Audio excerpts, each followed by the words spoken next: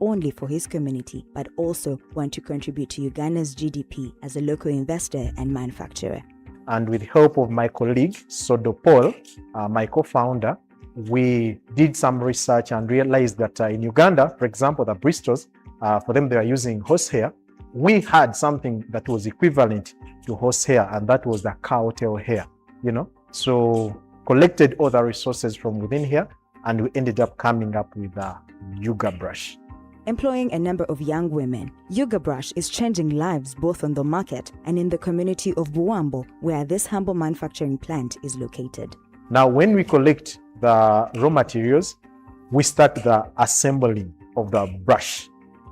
Now, we have a team of young women, there are 12 in total. So they get the cowtail hair, cut bristles out of the cowtail hair, put aside. Now we have another team that gets the wooden handles. They put holes in these wooden handles and they put aside. Now we get the bristles and we get the wooden handles and put everything together. After that, we do the shaping of that brush. We varnish it very well, brand it very well, and then we take it to the market. Currently, our major market is the wholesalers who are downtown in Kampala. They take as much as you have. Our dream is big. And because of what we are doing now, we have been able to identify other needs or the demands. So now we started making hair brushes for gents majorly. Like the demand for this brush is growing at a faster rate. Okay.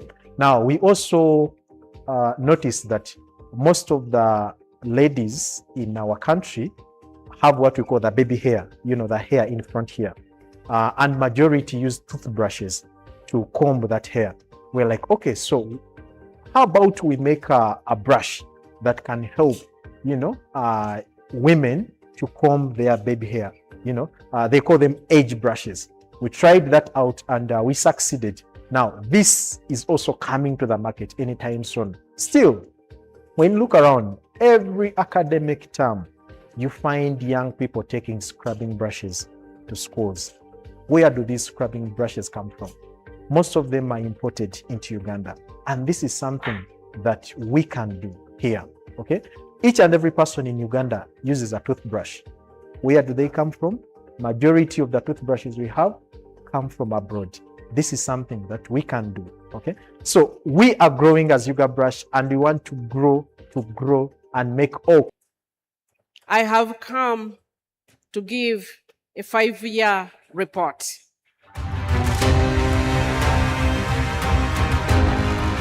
And innovative projects when nobody else believed in them. Your Excellency, we started by asking ourselves 4 fundamental questions. And these questions have guided the everyday work of the past 5 years. Number 1, what is the vision that the nation seeks to achieve? The second question was, how does science, technology, and innovation drive us to that vision? Number 3, why has our science in the nation not sufficiently delivered that vision despite all the efforts that had been going on?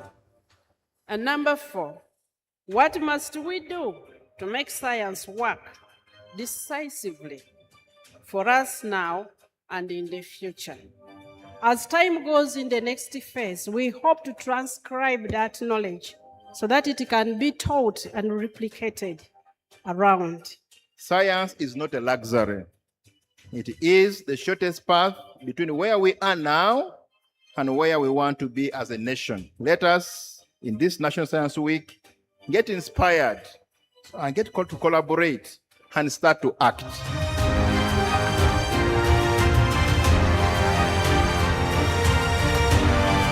I welcome you all to the National Science Week 2026 under the theme STI Works, Powering Uganda to a $500 billion economy.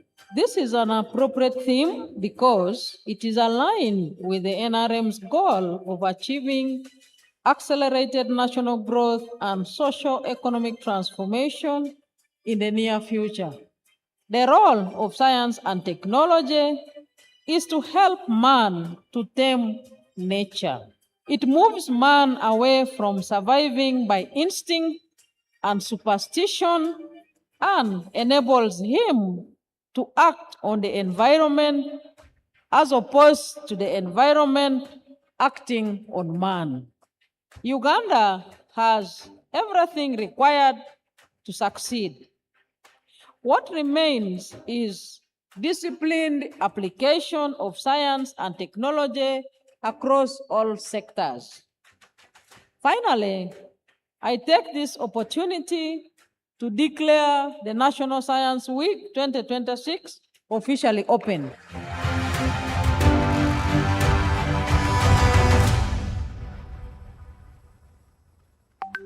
Today is a special day. It is. Welcome everyone to Uganda's Deep Tech Summit, second edition 2026. This summit in particular is about artificial intelligence, not just AI as a technology, but about how a country like Uganda chooses to engage with it, thoughtfully, deliberately, and on its own terms. One of the other things that comes up in our work as a ministry is it's one thing for us to try to drive economic growth, but what we truly need is transformation, because transformation will change how our economies work and give us the real outcomes that we're looking for. And with AI, we don't want to be another Me Too type approach. Yes, we know we need the data organized. Yes, we know we need the right compute. But really, what do we need? We need the right use cases to apply AI to achieve the development that we aspire to. This conference is important because it's designed in a human way. While we're talking about artificial intelligence, this intelligence is collective before being an intelligence. It is a collective one because we need data coming from everywhere. We will need an infrastructure that is shared. We will need models that are shared. So this is an opportunity to build it together. If we happen to share clear ideas, practical recommendations, and most importantly, build relationships that would help take the work forward, I think right there, we have done the work that we came here for. Whatever you are building for Africans in terms of AI is is for long-term impact, and we have our own jurisdiction, we have our own kind of data policy, regulation around that, so we have that control over what we are building, and it's actually benefiting to all people. And I think more opportunities need to be created between governments, private capital, to actually invest and build this infrastructure across the different regions. So there needs to be a graduation of frameworks. Africa needs its own framework so that it can help bring in the financing, which is very, very complex. All African countries to sit down together around the table and make sure to have a common framework to help all of these builders, to build an application that could be scaled across the continent. Then we have to go to a trustless internet.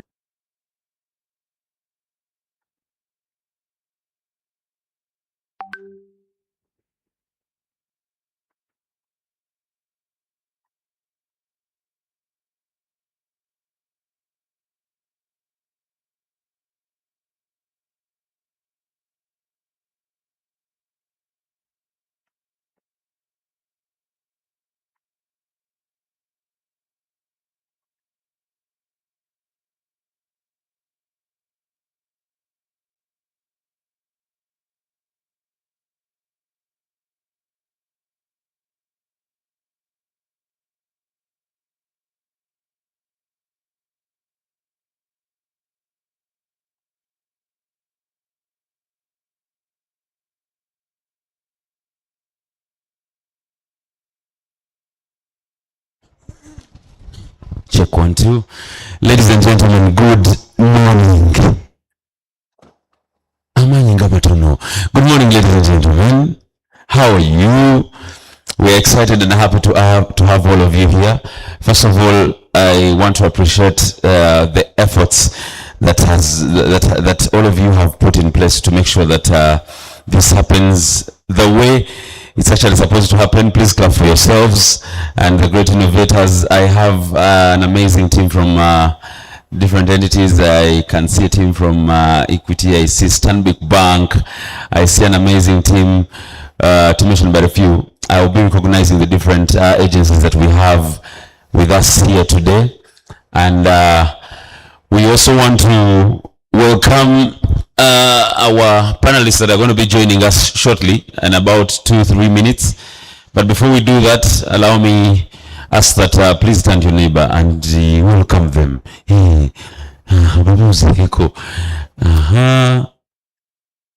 Some of you are from the same entities, so you just looked at yourselves and smiled. It is okay. My name is Uncle Mark. It's a privilege sitting before you and also letting you know that I'll be your moderator for today. But before we do anything, I will also want to just throw you back into the different innovations that we want to celebrate as a country, but also as a globe.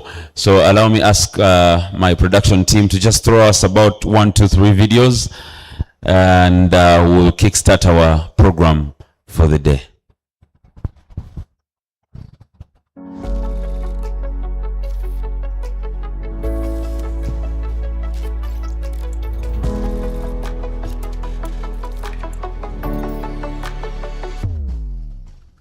Standard Waves Uganda Limited is a privately owned company located in Chabadaza and PG district that manufactures and distributes top quality automotive spare parts, lubricants and accessories with vertically integrated operations. Currently we are producing the brake pads, we are producing oil filters, we are producing air filters, we are producing wipers, lubricants.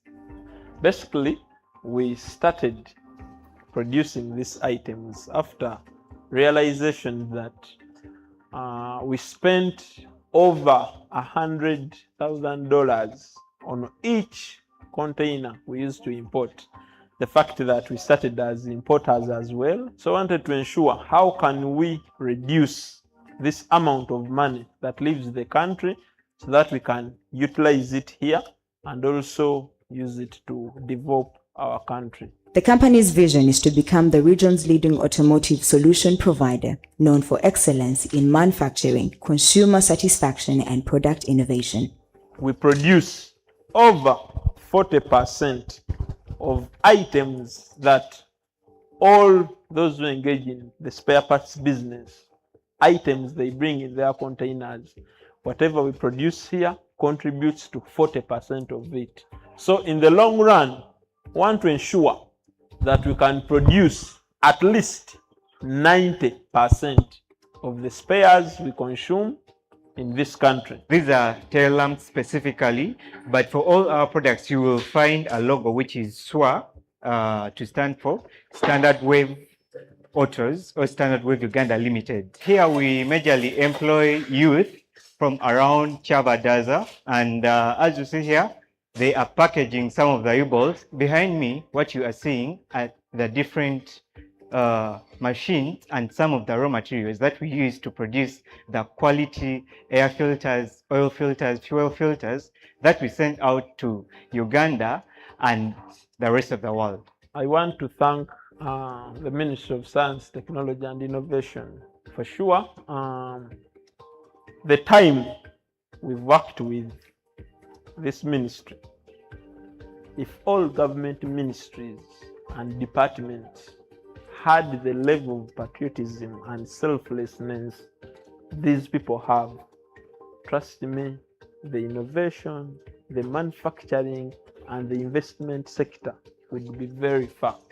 And we believe for the little time we've worked with them, it's been impactful for us. STI, I salute you.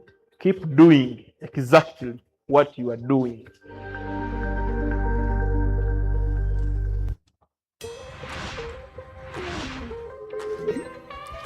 Made in Uganda, a unified e-commerce ecosystem to promote Ugandan products, is a platform built to accelerate market access and global trade. At the Gulf Food Expo 2026, the world's biggest food and beverage marketplace, Made in Uganda's objective was simple: open doors, build trust, and leave with conversations that convert into contracts. Across the exhibition, international buyers, distributors, and partners engage directly with Ugandan Ladies and brands. gentlemen, I will ask that as we are celebrating innovation, but we also take this opportunity to celebrate one of our great panelists of the day. Let's please put our hands together for the Honorable Minister right here with us. And we want to welcome you, our lovely Minister, but also we want to let you know that as we are celebrating the few things that we've done, the great things that we've done in Uganda, we will celebrate the journey that you have walked with us. Let's put our hands together, ladies and gentlemen, as we welcome her. I'll ask that everyone will get their seat for now. And before I welcome Minister to the panel side of things, I'll still ask that my production team will play me the remaining about 2 videos. The rest will be watched later, and then we'll dive into the topic of discussion of the day.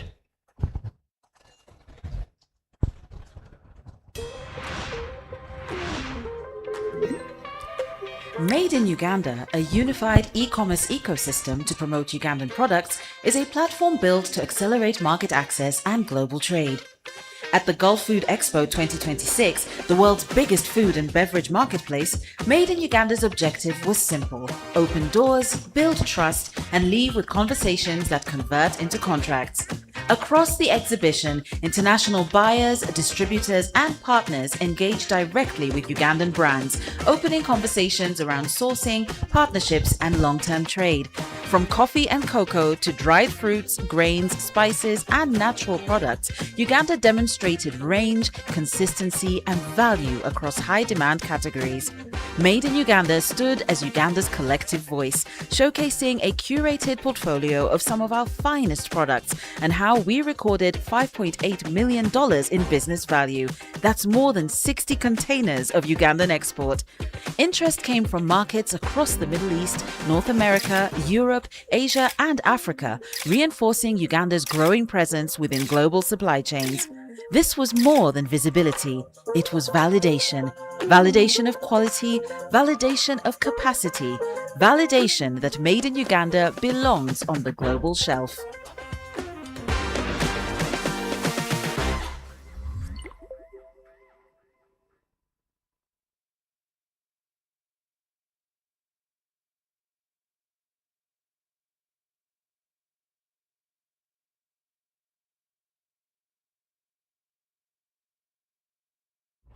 From the Pearl of Africa to the Cape of Good Hope, a bold journey set out to test the limits of innovation. Led by Uganda's Ministry of Science, Technology and Innovation, the mission aimed to prove that Ugandan innovation can compete on the global stage. At the heart of the expedition was the Kayula e-coach, a 13-meter electric bus capable of traveling up to 500 kilometers on a single charge, engineered to glide across African terrain. For 39 days, the team traveled more than 13,000 kilometers, crossing borders and navigating long stretches with limited charging infrastructure, while staying connected to the world through MTN's network. But the journey carried more than passengers. On board was the cargo of a nation's ambition, showcasing Made in Uganda products and connecting Ugandan businesses with markets across the continent. We are looking to partner with distributors and wholesalers so that they can bring these high-quality Ugandan products to the shelves of Habaroni, Eswatini, and South Africa. From Ugandan coffee to Omubisi juice, the expedition shared a taste of the pearl wherever it stopped. How does it taste? Does it bring memory of home? It does. We have some products from Uganda. Yeah. Okay. So you can go to our website, Made in Uganda. If you want more of this, you can visit our website. Okay. You'll be able to view other products on the website. That is MIU, of course, Made in Uganda, but the initials MIU.UG. UG is Uganda. Okay. Yeah. Along the journey, the expedition held stakeholder engagements across several countries, bringing together government leaders, industry players, and innovators to hold important conversations about the future of e-mobility in Africa. So as you come here, just know that you've got a partner in Zambia, and we at Zambia will look at all the issues you've brought with my team here, and we will definitely work with you in moving this process. I think things like this show sovereignty. I think it shows African sovereignty. It shows that we are beginning to become independent. Yeah, not dependent. The look and feel of the pass, it's amazing. It shows a good product that potentially can be exploited. If you commercialize it properly, it can go a long way. It was gratifying to know that charging it covers a distance of about 500 kilometers with all those features that the bus is said to have. So in that sense, it's quite gratifying, and it's something that is worth noting for Africa. We are so proud of you. We are so proud of even getting into that thought to say we will make it. What Uganda is actually telling the entire African continent is that it is possible. It presents opportunities for the entire Africa region. We are ready to take this opportunity, Ms. Kathy. We are ready to take this opportunity. We are ready to reach out to say, how can we benefit from the innovation stride that Uganda has actually made in this regard? We moved away from Pretoria to Cape Town because we have a lot of interest in this side, and we're trying to educate the industry, and we're working, as I said, with the government to try and stimulate that demand, to more charging infrastructure down, that type of thing. So I'm just helping with the Ugandan delegation to try and introduce them to the right people so that we can sort of foster relationships there, and maybe you guys can bring your bus to Cape Town and your bus can be part of the larger development here, because we still have nothing with My City Bus, and to come up from Uganda to Cape Town is fantastic. I mean, I'm super keen to see the bus. The Kayula e-coach became more than a vehicle. It became a symbol of African resilience, innovation, and belief. Wait, let's say, Eswatini Sierangena. 1, 2, 3. Eswatini Sierangena. One of the challenges we usually get is the fact that when you say this is made in Uganda or it has been developed in Uganda, people don't trust it. They think it's poor quality, and something as big as a bus, people don't trust that it can even go 20 kilometers. So when they hear that we are going 13,000 kilometers, I remember one of the comments that was on X was someone saying, I don't think that we'll get to even 500 because it will need to charge. So it was also a proof of concept and changing the mindset of people to understand that we can actually do these things and they are good for the market and they are good as any other product that you buy elsewhere. We've seen the young men and women from a university, from a secondary school in Botswana. They came en masse to celebrate and to admire, said, wow, this is made in Uganda, for sure. How did you guys make it? And each of them indicated their zeal, their intention to move to Uganda to learn from their fellow young people. So now when I'm passing there, I said, no, man, this is the thing. Come and see that bus. On the internet, on the internet, it's here. So it's here? Yeah, I can see. I can see. Yeah. So on the outside, so tell me, in Uganda, what do they do? Do you assemble or you build? Build everything. So from the shell, the carbon fiber, the whatever. So this composite is molded in Uganda? Yes, sir. Ni gari kama hii Waganda mnaendelea vizuri. Gari kubwa hii? Sijawahi kuona. Haujawahi? Hapana. Ninatumia electricity. Yeah. Najua haitumii mafuta. Petrol hapana. Yeah. Ndio ule kijana mwingine alikuwa ananiulizaje ati exhaust pipe iko wapi? Ndio. Nilimwambia hakuna. Hakuna exhaust. Hakuna. Kwa sababu hakuna engine ya mafuta. Ndio. Lakini hii ni umeme. Ni umeme. Along the journey, Zinatengenezewa Uganda. Hii yani imetengenezewa Uganda, inaitwa Kayola. Kila kitu Uganda. Kila kitu Uganda.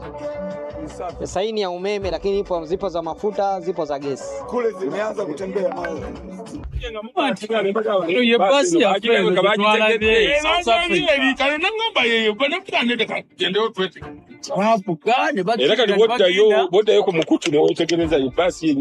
And by the time the expedition reached the Cape, the impact was already clear, securing orders for 450 buses, proving that Ugandan innovation is ready for the world. There is no more extras, Africa. There is no more extras. We have the technology, we have the people, we have the will, we have the leadership. We are ready. This was a gate opener. It was an ambition builder. It was a vision builder for all of us. I want to thank the governments across, the government of Tanzania that gave us the first outside Uganda. When we entered Zambia, I want to thank the government of Zambia and all the teams that supported us through Zambia. As you entered Botswana, thank you to Botswana, coming into South Africa, going into Eswatini, and all that ability to work together as Africa is one of the things we wanted to demonstrate, that we can have common goal. We can have a common objective, and once we set our hearts on it, we can achieve it. Congratulations to the Unstoppable team. Congratulations all the partners made in Uganda. Congratulations MTN, Britam. Congratulations STI. Uganda oye! Oye! Museveni oye! Oye! Kayora oye! Oye! Captain oye!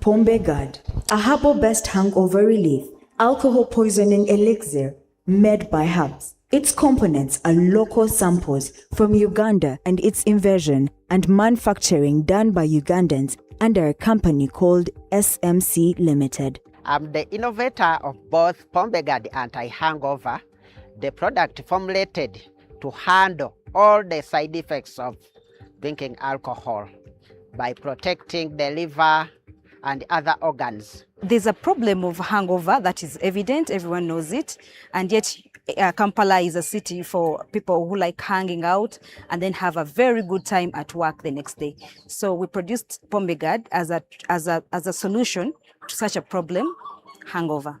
Pombe Guard works by boosting the body's ability to produce more enzymes that quickly digest alcohol. At the moment, we have done all the studies with Connat, and our product is ready to go to market. We've also formulated the Peinato analgesica. This one is the best substitute for the narcotic opioids like morphine, fentanyl that are used worldwide to cure or to kill severe pain. When I look at the future of this product, since it has been liked by so many people, the feedback is really good. So we project to sell tons and tons of the product worldwide. This is not a product for Uganda alone, but for the entire world. With STI in existence, the future for innovations is really bright, because we've been with this product for a number of years and we never had anyone to help us push it.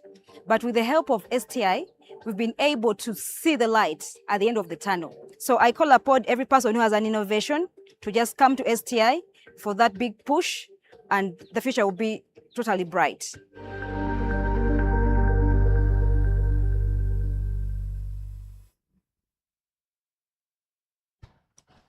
Ladies and gentlemen, let's put our hands together for the great brains right there that are doing great things in Uganda.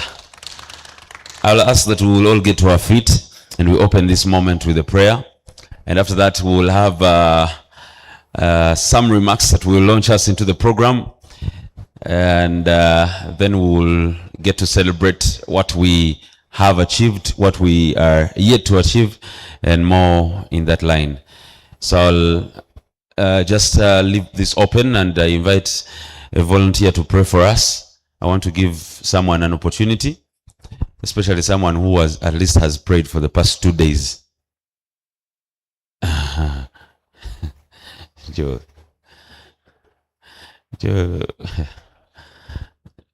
Let me have someone here pray for us.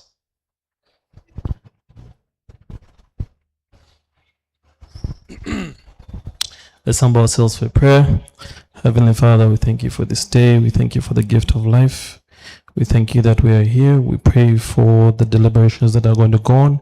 May they be fruitful, and may we be able to discuss and enjoy the company of the great minds that are here. May science continue to lead the direction of growth in this country, and may the leadership continue to serve.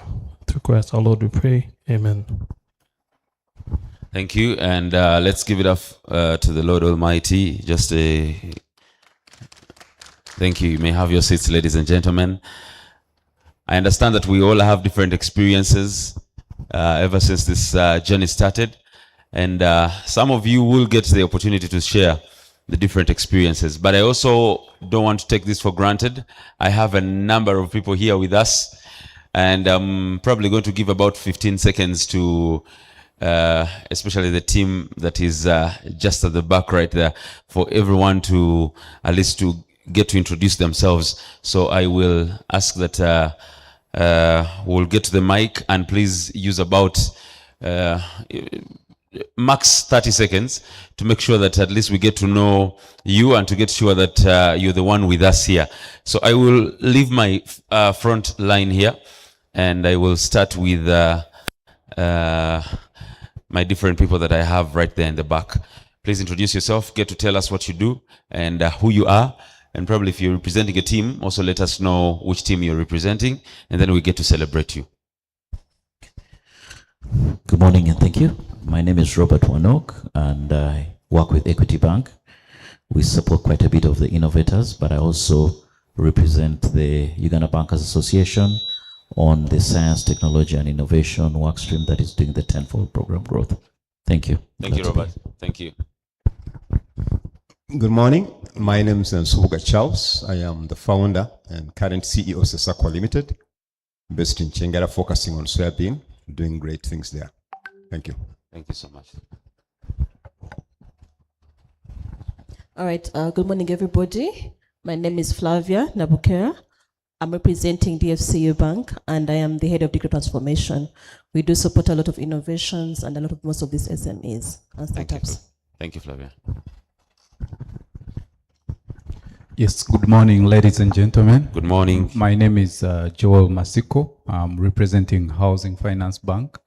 And this is, we are very passionate about science and technology, and it's part of our strategy to run with the tenfold growth strategy. So that's why we are here, and we look forward to great things. Thank you. Thank you so much, Masiko.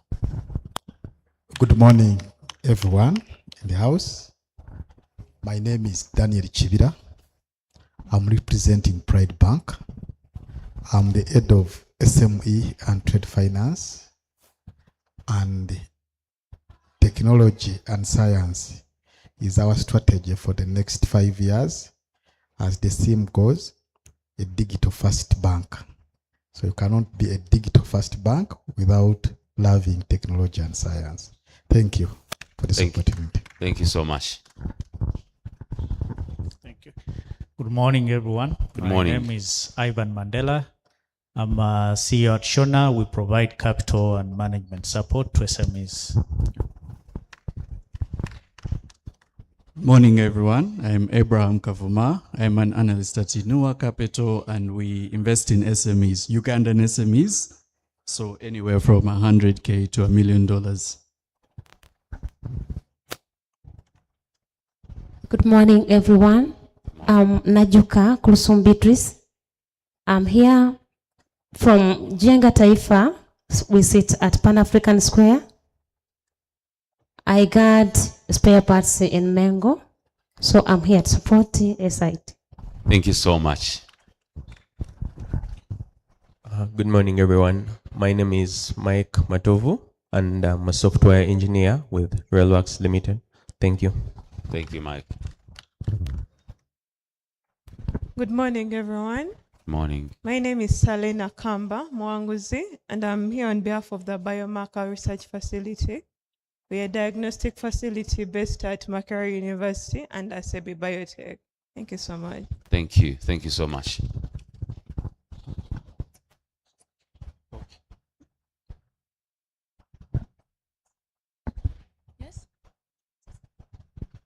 Good morning, everyone. Good morning. I'm Kobsinge Catherine from Uganda Cancer Institute, Center for Natural Therapeutics. It's called UCI Senat. We are only innovating cancer treatment through nature. I'm a staff there. Thank you. You're welcome.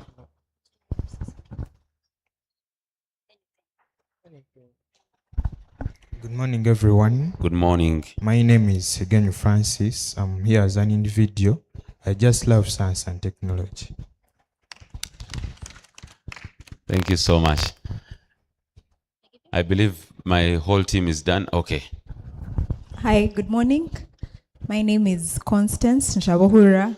I am from the Inter-Schools Coding Competition, a national initiative that pushes for early exposure to tech education, and I am the schools coordinator. Happy to be here.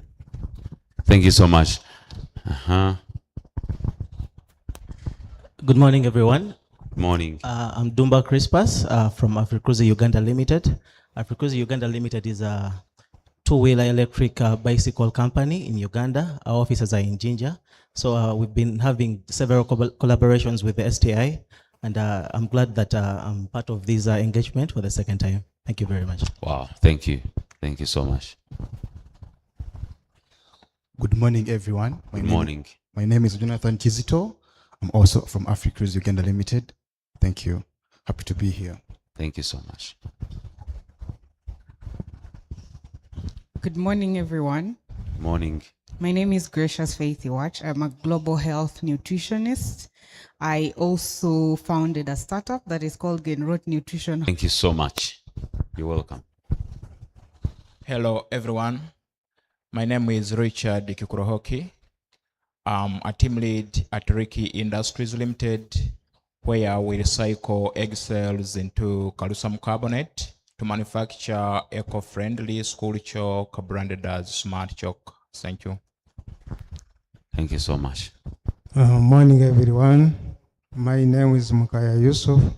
I'm just here as an individual to experience science and technology. Thank you, Yusuf.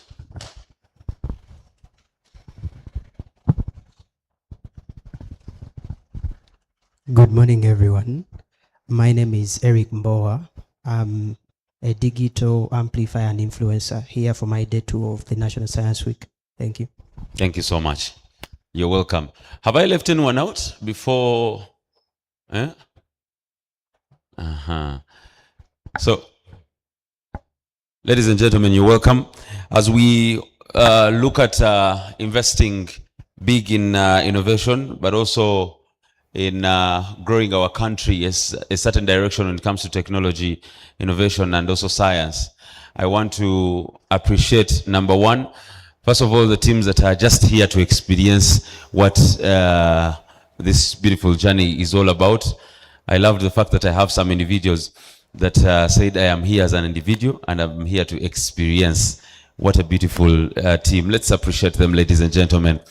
I also want to give thanks to the innovators that we have in the house that have put a lot to their production, the brains, to make sure that at least we have a number of things moving in the country. And that is also to support Uganda as a country, but also innovation. Let's also put our hands together and appreciate them, ladies and gentlemen.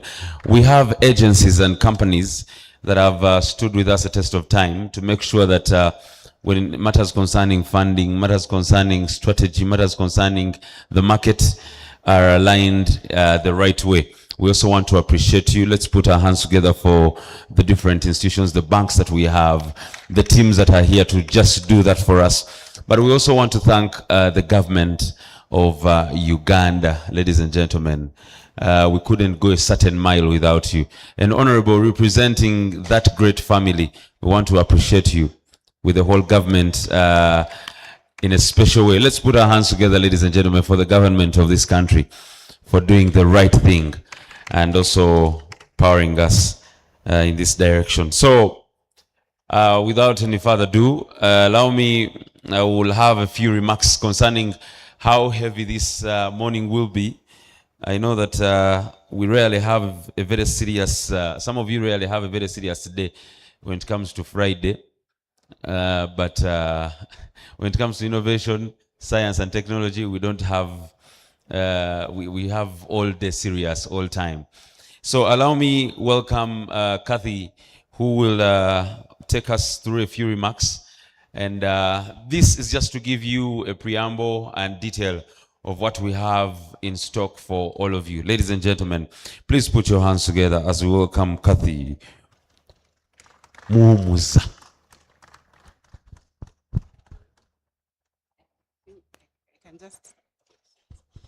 Good morning. Good morning. I know he said science is always serious, but on Friday we'll give you free samples of Pombegad. So at least you're awake in the morning. Thank you so much for honoring our invitation to come and have what I would love to call the most important conversation at the moment around science. My name is Kathy Muumuza. I'm the Superintendent, Support Services, and my role is to take our Ugandan innovations to the market. So the innovators, when they are done, I take on the mantle of ensuring that you sit in the bus, that you use Pombegad, but also that you finance them. Now, most times, I'll keep saying STI, not the disease. It is science, technology, and innovation. We rarely think of STI as an important component of what we do. But I want you to reflect on this morning. From choosing the clothes that you're putting on, which at some point that was a plant. That was a cotton plant. Someone had to think of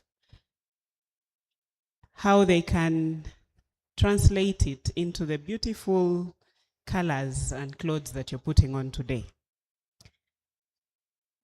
Okay, the clothes now are basic because we've had them for years, but the cars that you're in, the phones that you're putting on, that you have, someone had to think of that innovation on how do I make lives easier? How do I make communication as easy as possible? And that is how foundational STI is. That at the moment, we are enjoying the results of what other nations decided to invest in. Most times we think of maybe US when you think of STI or Israel, but because of their investment in science, you have a phone. Because of their investment in science, you have a car that makes your work easy. Because of their investment in science, you have a business that you actually are implementing. We rarely think of STI in that component. Without STI, we would still be too backward and comfortable with life as we are at the moment. So that is why we want to have a honest conversation, especially with the financing ecosystem. Government has invested in ensuring that Uganda has a starting point for science. But history will let you know that government is not good at business, but also we cannot do everything. We wanted you to watch the videos of and those are just a little bit of the innovations that we've supported. We do the validation for you. So when Pombegad comes to us, we'll ensure they've had clinical trials to ensure that the product works. We'll do the basics of supporting them to set up the company. But in terms of scaling, that is where the buck stops for us, because we cannot scale all of them. And what is happening at the moment is we have what you'd call innovation drain. So we support a company like that, but because they are struggling to get to market, a smart investor from some other country will come, and with just peanuts, they'll buy the patent. And then now we start buying back what we actually innovated. There is, I think Honorable Zan keeps mentioning, there's either vaccine or that was developed here, but because we did not invest in it, now we are importing it from the people. It's Ebola, the Ebola vaccine. We had Ugandans develop it. We did not invest in them. The patent was bought by, I think, Canadians. Now we import it. And you buy it so expensively. But we also don't own it as a patent.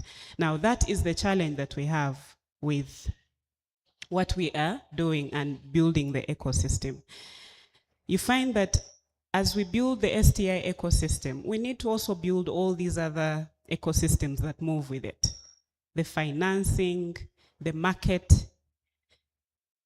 And it's not difficult to do because other nations have done it. We just need to be intentional about doing it.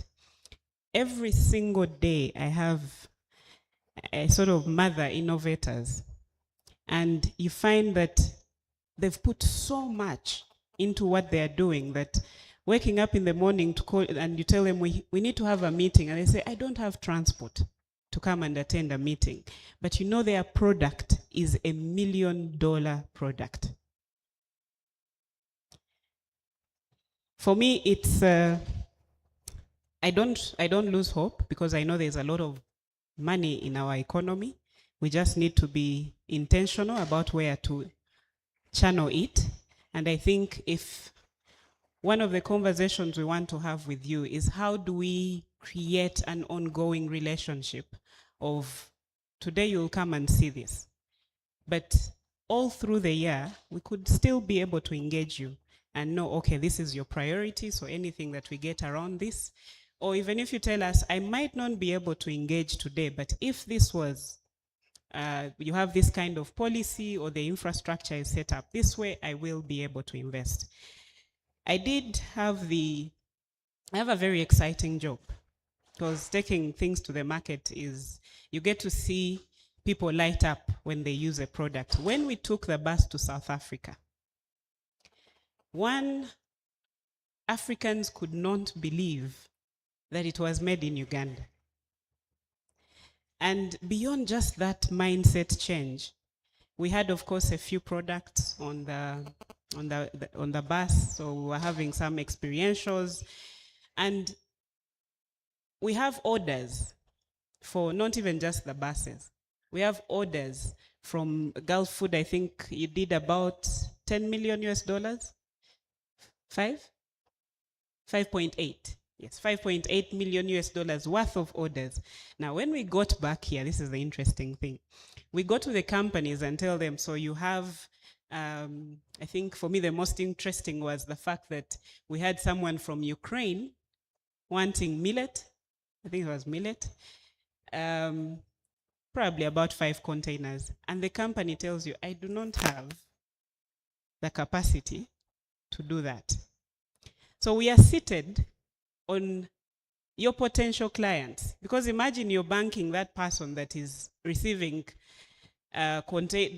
orders of containers from Ukraine, or even banking our Chira Motors that has an order of 450 buses for Zimbabwe. We do need to have this conversation. And what I'm requesting today is one of our principles, or our guiding principles in STI, is brutal integrity. We want you to be brutal. Give us the brutal facts. Don't sugarcoat why you're not in our sector or how we need to talk to you. Give us the brutal facts, because this will help us work with the innovators better.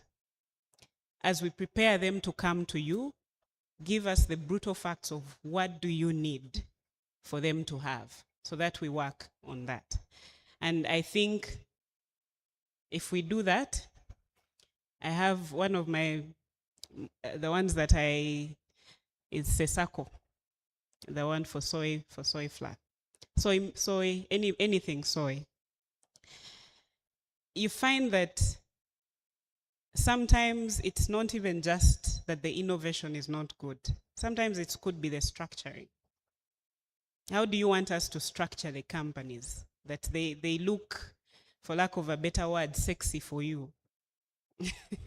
It's Friday. They look good for you. But so that you invest in them. And that is and that is what we need to hear today. But I'm also requesting that out of this conversation, I know, of course, we have different financial institutions, we have the banks, we have the VCs. How do we structure an ongoing platform of how we engage you? Not where, of course, we come and pitch. We can come and pitch, but how do we engage you so that we know where your priorities are? Is it in tech? Is it in agriculture? Is it so that we structure how we engage you? We don't have to wait for Science Week to have these conversations.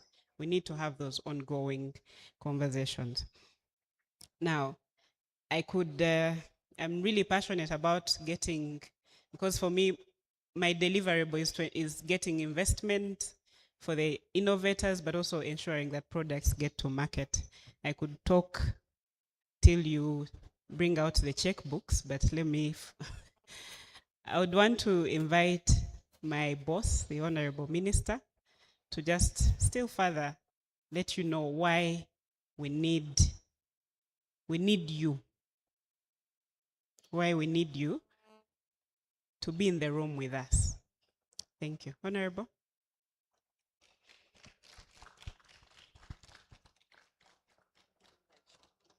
You can sit. You can sit if you need to. When I was there, I couldn't see her face because of the lighting, so I don't know where I should stand that you should see my face. Not really. Because of the light from behind, so I hear it is Friday. Whatever that means. First of all, I want to begin by welcoming all of you. I'm really, really grateful that you responded to this invitation so that we can have this discussion. We can begin to have some conversation. So I want to thank you, especially those of you who are coming from the investment fraternity, the banking institutions, the other financing institutions. This is a conversation that we have been longing to have. So just in the unlikely event that you don't know me, I'm called Monica Musenero Masanza. I'm the Minister for Science, Technology, and Innovation. And let me just give you a little bit of background and what has motivated this conversation. First, should science matter in the financing ecosystem? One time during COVID, if you remember, I was the president's advisor on COVID. And I had a love-hate relationship with the business community. They sort of loved me and sort of didn't like me because they felt I was the one making or advising the president to make unpalatable decisions. But one time I hosted one of the businessmen. He just needed to come to me and vent. He just needed to give it to me. And he drove to the office Then my office was in Ntinda, and he sat down and he told me, science is fake. I told him, really? He said, yes, we should not give attention to science. So I told him, follow me to the door. And we went, and I went to his car. I said, if science is fake, then you are going to go back walking, because this car is full of science. You shouldn't trust it. You see, can I apply some science? Because I can remove the pressure from the tires. That is science. And as we walked around his car, and I said, why do you trust this vehicle? You sit in it and you drive very fast because you know that there is something down. When you step on it, it is going to stop the car so that you don't crash. And little by little, it began to come. And then I got an inspiration that we use technology every day without thinking about its origin. And yet we have grown to trust that technology. And many of us are not aware that there is a sophisticated technology. Every time you sit in that airplane, should we have a failure of even less than 1% in the science in a critical system, either the plane will not take off or it will come down suddenly at a speed that you don't like, your body doesn't like. So we are surrounded by science. We are surrounded by products of technology. And actually, the value of most of our businesses in the financing sector is embedded in technology. If you were to go and set up a new bank, your biggest cost is not going to be working capital. It's going to be technology that you're going to invest in. From the chairs that you're going to sit in, to the softwares that you're going to use, to the hardware, from the front end to the back end, to the cyber security, we are surrounded by that. And if we are buying and using these things every day, and somebody somewhere is committed to producing them every day, ladies and gentlemen, it means there is business somewhere. There is valuable business somewhere, except that it is not yet visible to us. And because of we are sitting at the user end, because we are sitting at the user end of things, we are not seeing that where our costs, where our expenditures are going actually, there is business there. And so when we started this science, technology, and innovation, yesterday I gave the longest speech I have ever given. It was 96 minutes. And surprisingly, I didn't see anybody dozing. I didn't see anybody, because I survey the congregation. I didn't see anybody dozing, but I was giving an account of the journey that we have taken. When we started in the Ugandan environment, in the Ugandan ecosystem, science was seen as something, science, technology, innovation, it was seen as something that belongs to some spaces which do not really matter to business. It was some strange ideas behind universities, laboratories, and then when they have finished their work, they publish their work in very complicated papers that do not bring it down to us to show us the business in it. And they communicate and talk to themselves. And when they have their conferences, the financials are not in the room. Secondly, the language is really different. The language is so separate and such that in terms of financing, those people doing research could only speak to grant-making entities which are specialized in those particular areas. So if I am doing research in health, then I'm looking out to an NIH, the American, when are they calling? Maybe Wellcome Trust, maybe they are looking for grants. So then, because they are looking for grants, they are also looking to please those people. So that, and those people, what do they see? They see papers. Now, what was invisible to us is that those papers in between, there is a thick layer which picks those papers and translates that language into finished products. And then by the time those finished products show up as a cybersecurity system, they show up as a fast performing computer hardware, they show up as an app that we can use, then the financing end in the market is ready to buy them. But by then they have crossed. So whereas the work of science and thinking and research is done on our side, the connection between those two does not happen. Now what happens is that this other end which produces knowledge as a raw material and exports it as a raw material. It's more visible when we are exporting coffee as a raw material. It's visible when we are exporting maize as a raw material. It's visible when we are exporting minerals as a raw material. But when you export knowledge as a raw material, it's just invisible.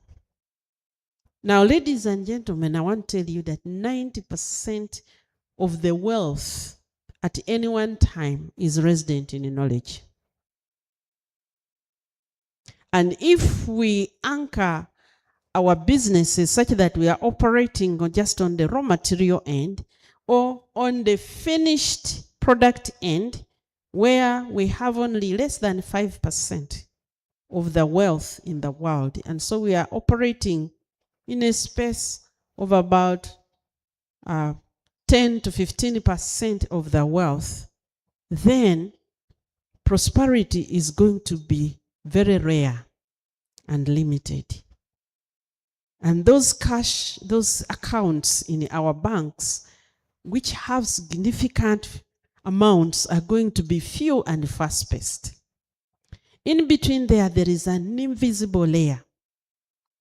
An invisible layer which we may know when we are operating in a different environment, but when you're operating here, you don't connect to it. I remember talking to one MD of one of the banks. I was discussing with him and I said, can you come up with a product to support innovators? And he was like, we can come up with some CSR, but we don't really see how we can support. I mean, we didn't hire for that. We don't have the capacity to translate what you're saying on the balance sheet. How do we tell our investors? How do we tell our board? How do we convince them? And it was very genuine. And at that time, I was just beginning as the Minister for Science, Technology and Innovation, and that gave me insight and said, now there is a thick layer in between. One of the issues that we must tackle is to make the value resident in innovation visible and measurable by the financing sector. And it has been a 5-year journey. And I'm glad to tell you that where we have reached now, we are ready for conversation on our side. We can sit and exchange ideas. It was futile for me to sit with people whom I cannot explain. It will be like a Russian sitting on this side of the table and me here speaking Uganda, and we are beginning a conversation. I wonder how that will go. I don't know how, because we haven't even developed a sign language. And that's why it has taken us this long. We have been doing some interactions with a few individuals trying to prod, can this be understood? Can this language be understood? Can this language be understood? And as we feel we have extended, that we have seen a little bit of interest on that side, but very cautious. I've seen multiplication of people who are saying, okay, that is science. Can we have some small innovation program out of our CSR? And we are going to take in a few innovators, take them through some incubation, and maybe that will do. Ladies and gentlemen, I want you in the mainstream of financing innovation, not at that periphery. I see some smiles, but that's the hidden agenda here.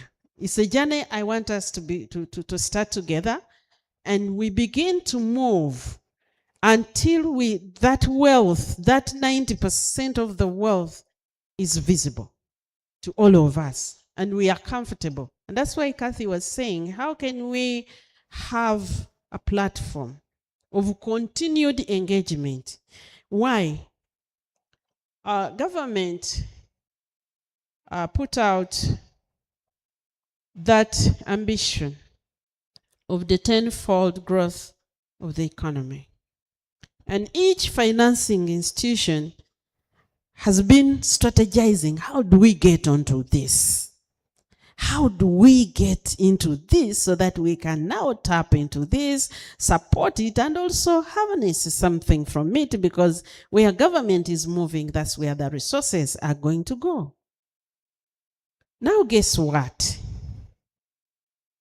Out of that 500, 405 is embedded in STI.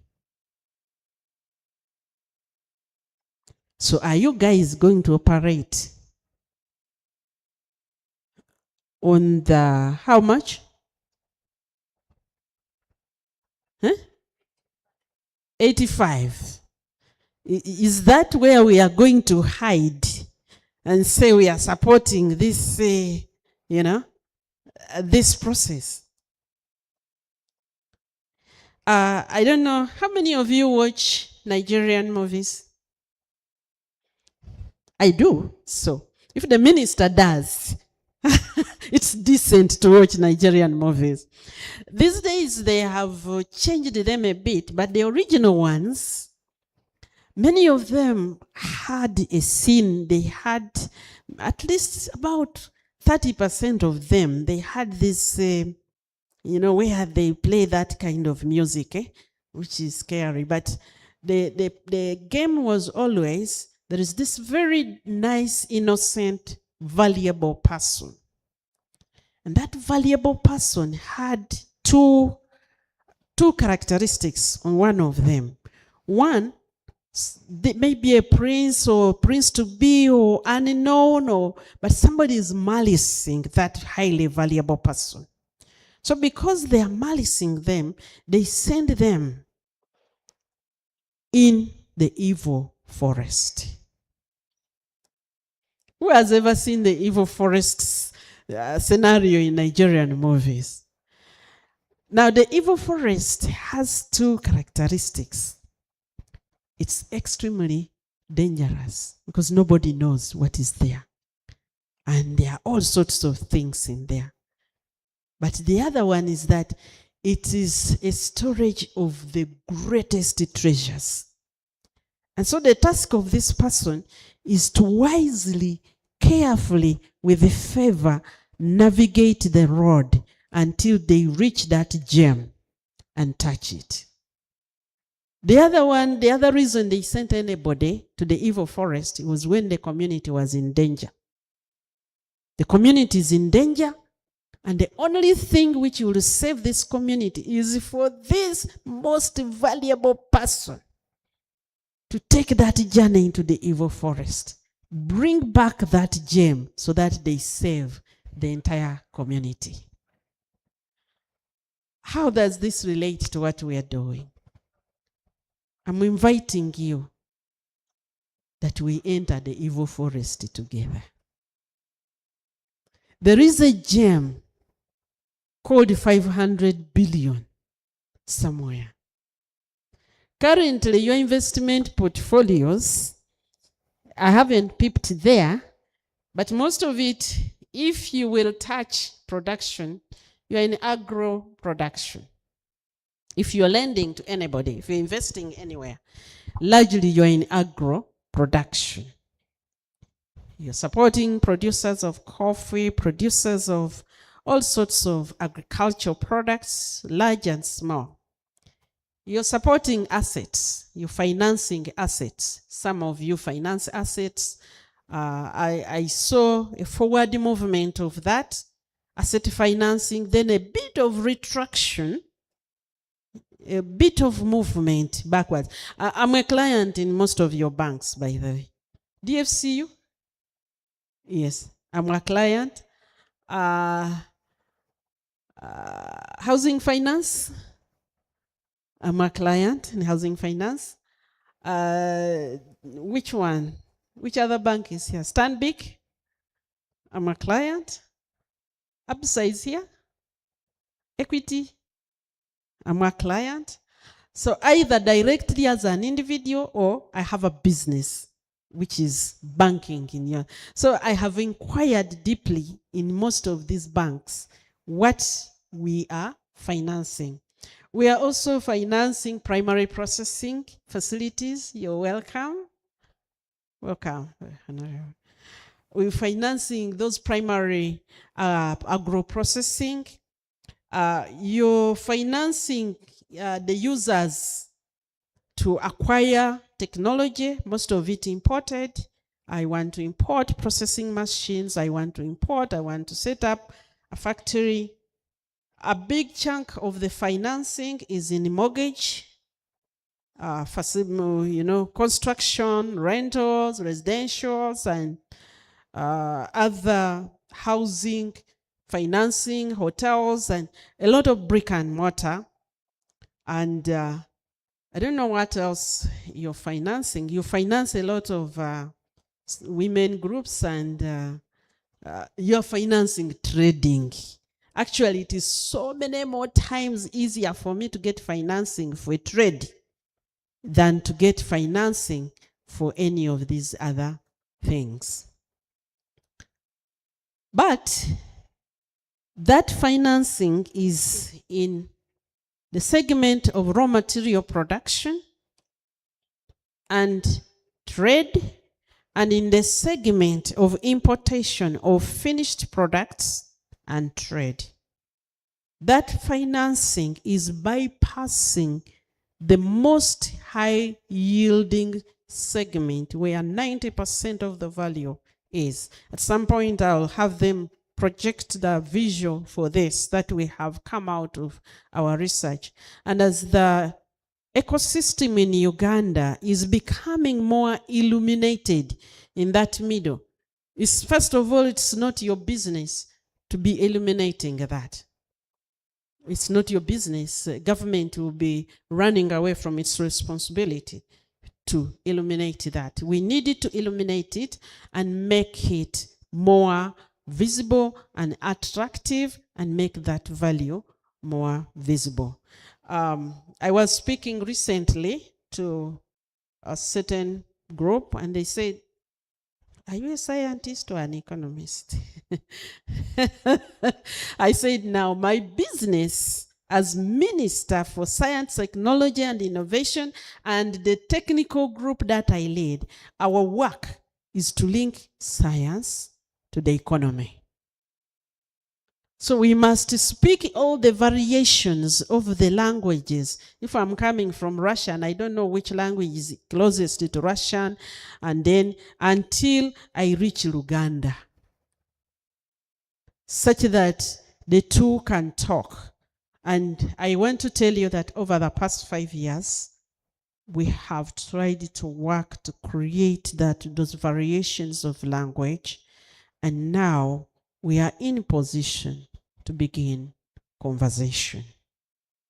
And so, just to say what Kathy said, one of the things we would like to really come out of here is how can we sit and begin a conversation so that we can begin to contribute to the 405 billion economy which is coming. Because part of that 500 billion in GDP is going to be resident in your institutions. It's not that that's money which is going to be in the government coffers. No, this is money, most of it will be resident in your what? In your treasuries, in your institutions. That's value. Stanbic will grow its value by that so much. Equity will grow because we are key players in the economy. We will continue the conversation, but I want to assure you as we begin this discussion that we are now able to speak from science to the national accounts and show that in figures, which you like to hear a lot. Show it in figures, because science can now be walked and handheld from the complex ideas that are hidden in specified languages, and it is translated into GDP, translated into, the GDP per capita, and translated into the language that we are speaking onto the balance sheets of your institutions. I want to once again welcome you. We were also waiting for our keynote speaker, and I think I have seen him somewhere. So I want to really, really, on behalf of government, behalf of His Excellency the President, whom I represent, and on behalf of my own person as the minister and the sector of science, technology, and innovation, to welcome you to this discussion. And I hope it's going to be very, very fruitful for us. With that, I want to declare, what did you call it, Kathy? The discussion. No, you had a title. Yes, invest in STI roundtable officially open. Thank you. Ladies and gentlemen, I believe we can do better. For the Honorable Minister, thank you so much. And for some of you that are just joining the discussion, I saw a number of people join us in the middle of the discussion. Thank you so much. I think the most important part that I fish out of that is you mentioned the point of being part of the big forest and being part of the mainstream. And most of the innovations that we've always started, always carried on, we've always found ourselves in an angle of, can I just do this at home? Chituyambe waka. Can I just do this for my people? But I love the fact that you're tapping into the stream of, hey, stretch out and let's be part of the main purpose of growing and serving this country and the globe at large. Let's give Honorable Minister a round of applause, ladies and gentlemen. And I also want to recognize the presence of our keynote speaker, ladies and gentlemen, that Naitu Mukubiro Komungalo, he's here with us. I don't think he has delayed. I believe that most of the things he has been doing since morning are also things concerning growing and serving the country. In the presence of Honorable Victoria Sechitoreko, a mother, a friend to this country, and also a great servant, let's appreciate her, ladies and gentlemen. A lady that carries various offices, to mention but a few. Thank you so much for celebrating this time with us and also honoring this moment. I understand that some of us have burning questions already, and so I will dive into welcoming the keynote speaker of the day. He's a man that if I may break down all he does, we may probably spend about 5 or more hours of the day. Allow me just take us into welcoming our keynote speaker, ladies and gentlemen, and well known as the MD of Simba Group. Ladies and gentlemen, put your hands together as we celebrate financing innovation from research to the market, as we welcome our keynote speaker, none other than Mr. Patrick Bitature.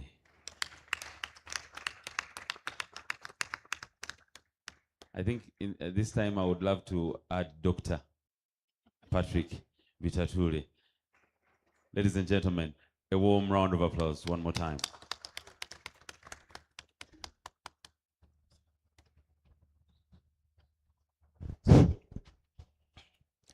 A very good morning to you all, ladies and gentlemen. Madam Minister, Honorable Victoria Sechitoreko, whose paths we follow, her footsteps. I hope you're all well. And happy Labor Day. Yes, you are here laboring. It's a good thing. I'll quickly jump into my speech. It's called the Capital of Ideas. I'm privileged and honored to be in front of you. And I thank Honorable Minister for choosing me to say something today on this very important idea of raising capital for innovation and science.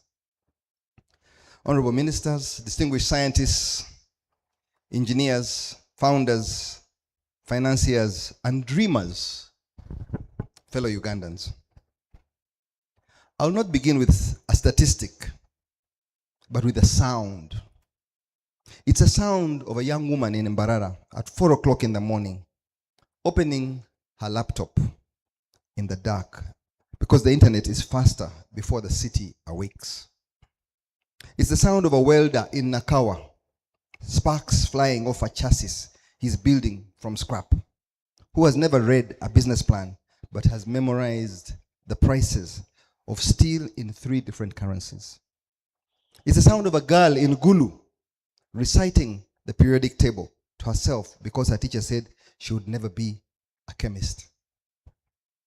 That sound, that quiet, stubborn, defiant sound, is the engine of this nation. And today, on Science and Technology Day, I have come to argue that we have for too long asked the engine to run on fumes, to run on emptiness. We gather here to celebrate science, as we should do. Science is the most honest discipline humanity has ever invented. It does not care about your tribe. It does not care about your title. It does not care whether you arrived in a Land Cruiser or on a boda boda. Gravity pulls on the powerful and the powerless with exactly the same force. A hypothesis properly tested will humble a professor and elevate a schoolboy in the very same afternoon. That is why science matters. And that is why technology, an impatient younger sibling, is the great equalizer of our age. But let me say something that may surprise you in a room full of scientists. I don't know how many there are here today. Science alone will not save Uganda. Neither will technology, neither will innovation, neither will the brilliant young minds I see in this room today. No matter how many degrees they accumulate, no matter how many patents they file, no matter how many prototypes they build in garages from Kabalagala to Kabale. Because an idea without capital is a candle in a hurricane. It flickers. It impresses the people standing closest to it, and then the wind blows it away. Consider the arithmetic of our predicament. 90% of Ugandan businesses are micro, small, and medium enterprises. 80% of our gross domestic product is generated by the private sector. 75% of our population is under the age of 30, making us, by every demographic measure, one of the youngest nations on earth. And yet, there's a gap of about $2.6 billion every year between what our small medium enterprises need to grow and what the formal financial system is willing to lend them. $2.6 billion annually, unfunded. Let me translate that number for you, because numbers of that size lose their meaning. $2.6 billion is the difference between a girl in Lira who finishes her diploma and who does not. It's the difference between a maize processor in Masindi who exports to Kenya and one who watches his harvest rot. It's the difference between a software engineer who builds the next generation platform for Kampala and one who builds it from Berlin or Toronto or Dubai, sending us only the postcards of her regrets. Every year that this gap remains unclosed, we are merely losing money. We are losing futures.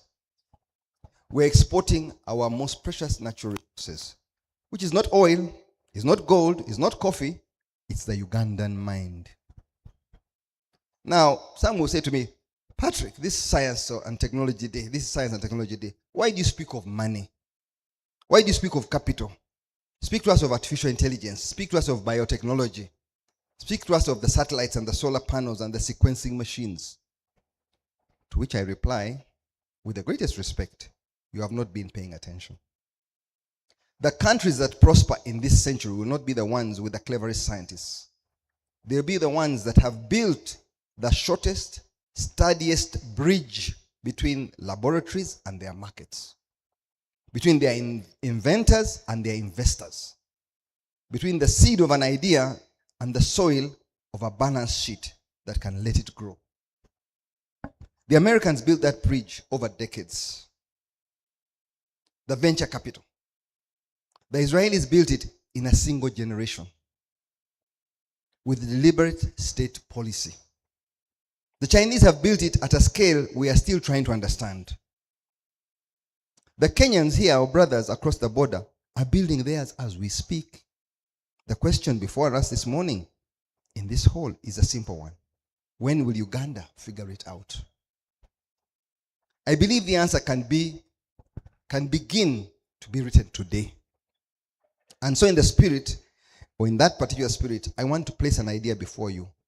Not a finished plan, not a ribbon to cut, but an idea. The kind that, if we are bold enough and patient enough and honest enough with one another, we might one day build together. Imagine with me a private sector catalytic fund for Uganda. A catalytic fund, this idea had mooted when I was still at the private sector foundation. Imagine an instrument, perhaps in its full ambition, of the order of $1 billion, deployed over many disciplined rounds and many patient years, designed to do what no commercial bank in this country has been structured to do.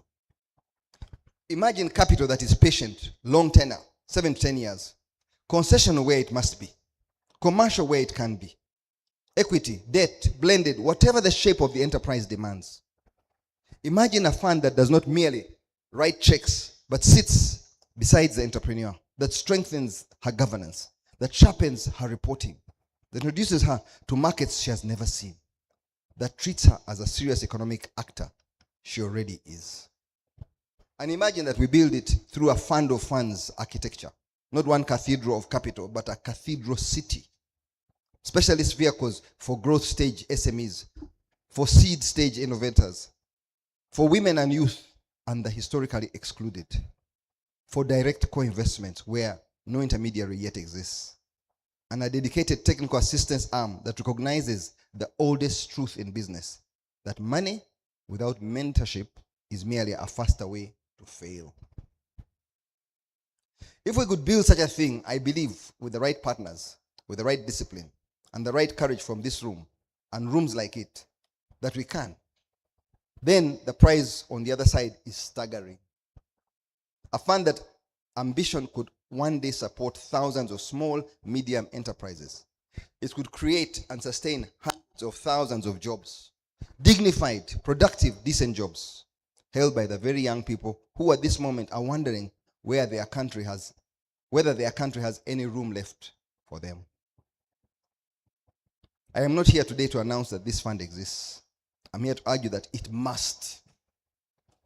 I'm here to invite the financiers and development partners, the diaspora, the government, and the entrepreneurs themselves to begin the long and glamorous, indispensable work of bringing it into being. To those young people watching, on behalf of every gray hair in this room, Uganda has room for you. And those of us who can help build that room intend to start the work. But I would be a poor orator and a poorer patriot if I stood here and pretended the capital alone is the answer. And it is not. Science and technology requires 3 soils to flourish, and we must tend all 3. The first soil is education, and not merely the education that fills ahead with facts, but the education that teaches a child to question the facts she has been given. A nation of memorizers will always be employed by a nation of inventors. We must raise inventors. The second soil is infrastructure, the unglamorous backbone of electricity, of bandwidth, of roads, of laboratories, of clean water, of reliable power that does not betray the surgeon mid-operation or the founder mid-demo. There is no Silicon Valley without electricity. There is no Bangalore without broadband. There is no Kampala of the future without the Kampala of the present getting its fundamentals right. The third soil is trust. To this, my friends, is the hardest. Trust between government and entrepreneur. Trust between investor and investee. Trust between the parents who pay the school fees and the institution that promises to deliver an education worthy of the sacrifice. Trust is a slow-built bridge. It is destroyed in an instant and rebuilt over decades. Let us, in everything we do, protect the trust. I want to close with this little story. Some of you know I've spent much of my life in the energy business. I've seen more times than I can count what happens when you flip a switch in a village that has never had electricity. The children stop. They stare.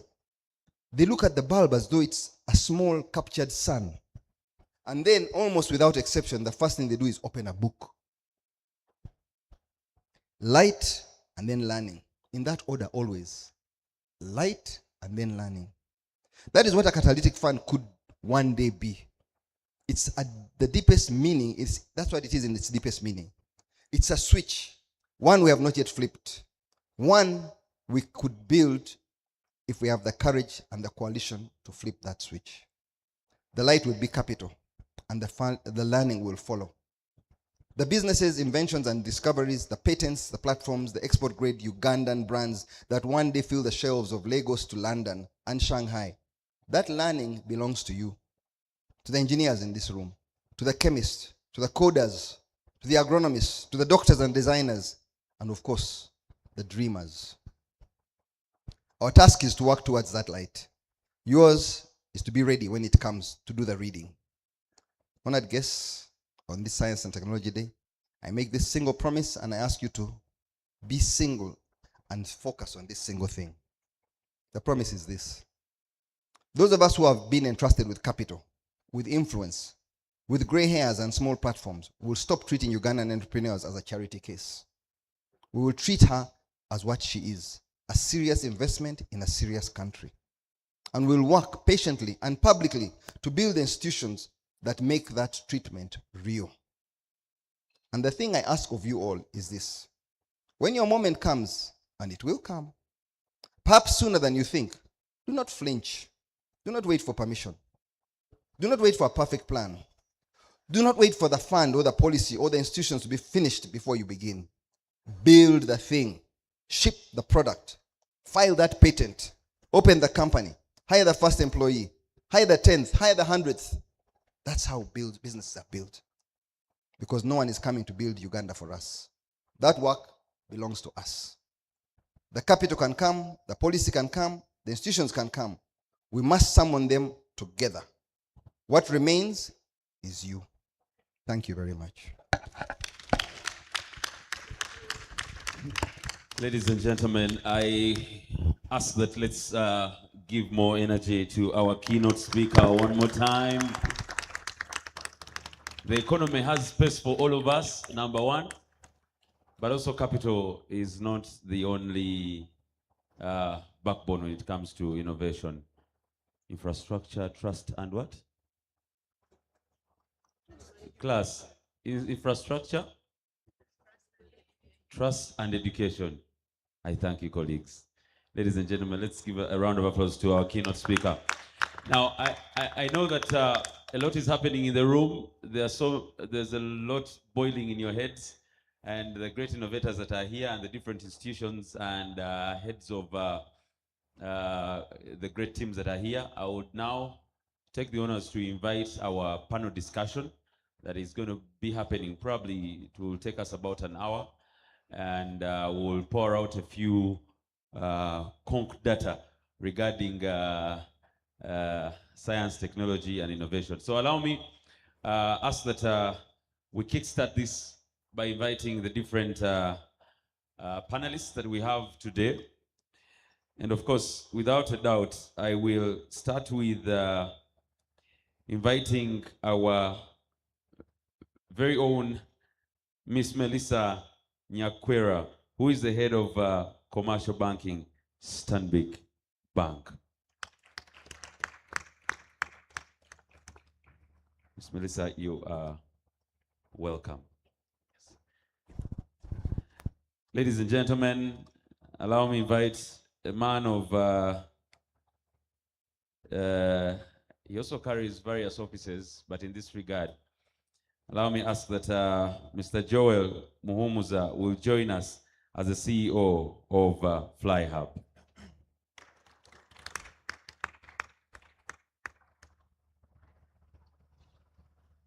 Allow me to invite our keynote speaker, Mr. Patrick Bitature, to also join us.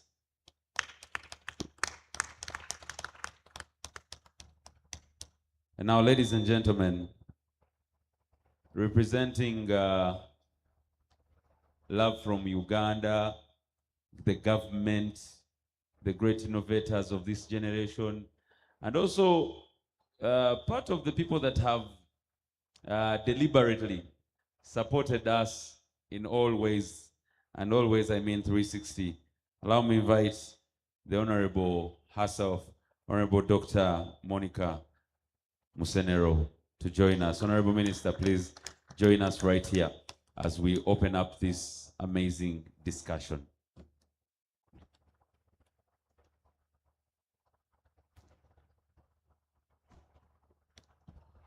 Now, I also understand that we will have a number of questions. We'll have a Q&A session.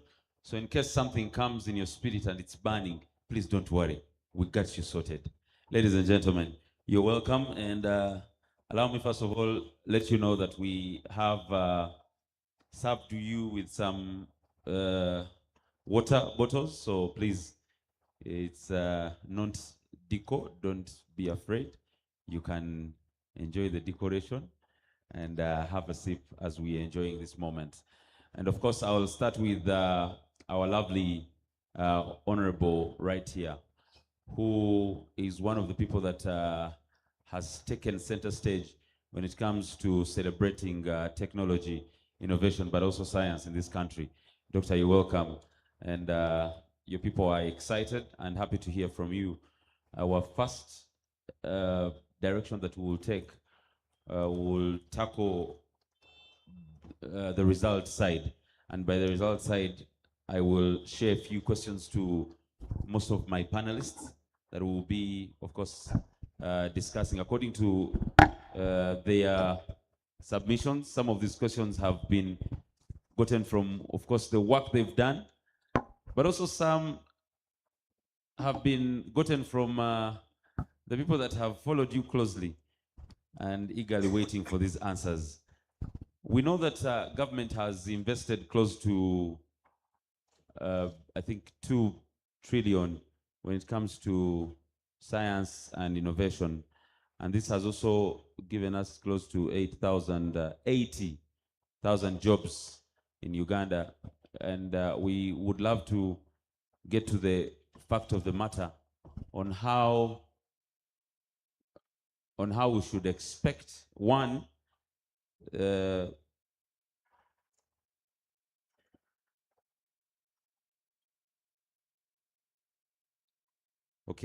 how we should expect the return on this big investment. Yes, we've seen a number of things that have been happening, and we want to first of all appreciate government for the good job well done. And Honorable, we also want to give you flowers for spearheading. We also want to acknowledge the fact that she's not an online honorable. Most of the things we've done, she has been part of us physically. So let's put our hands together to celebrate that, ladies and gentlemen. And in all that, I would also want to hear your message regarding Uganda's financial sector about why it has not yet matched that match commitment that has been put in financially when it comes to private capital, and what would change such a narrative.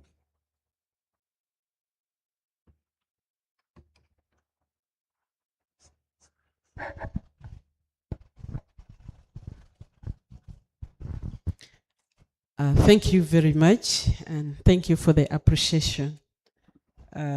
Sometimes we are just working, looking forward, and I've realized that if there is one person, one negative person who screams in a crowd of 100, you might judge the ecosystem by that.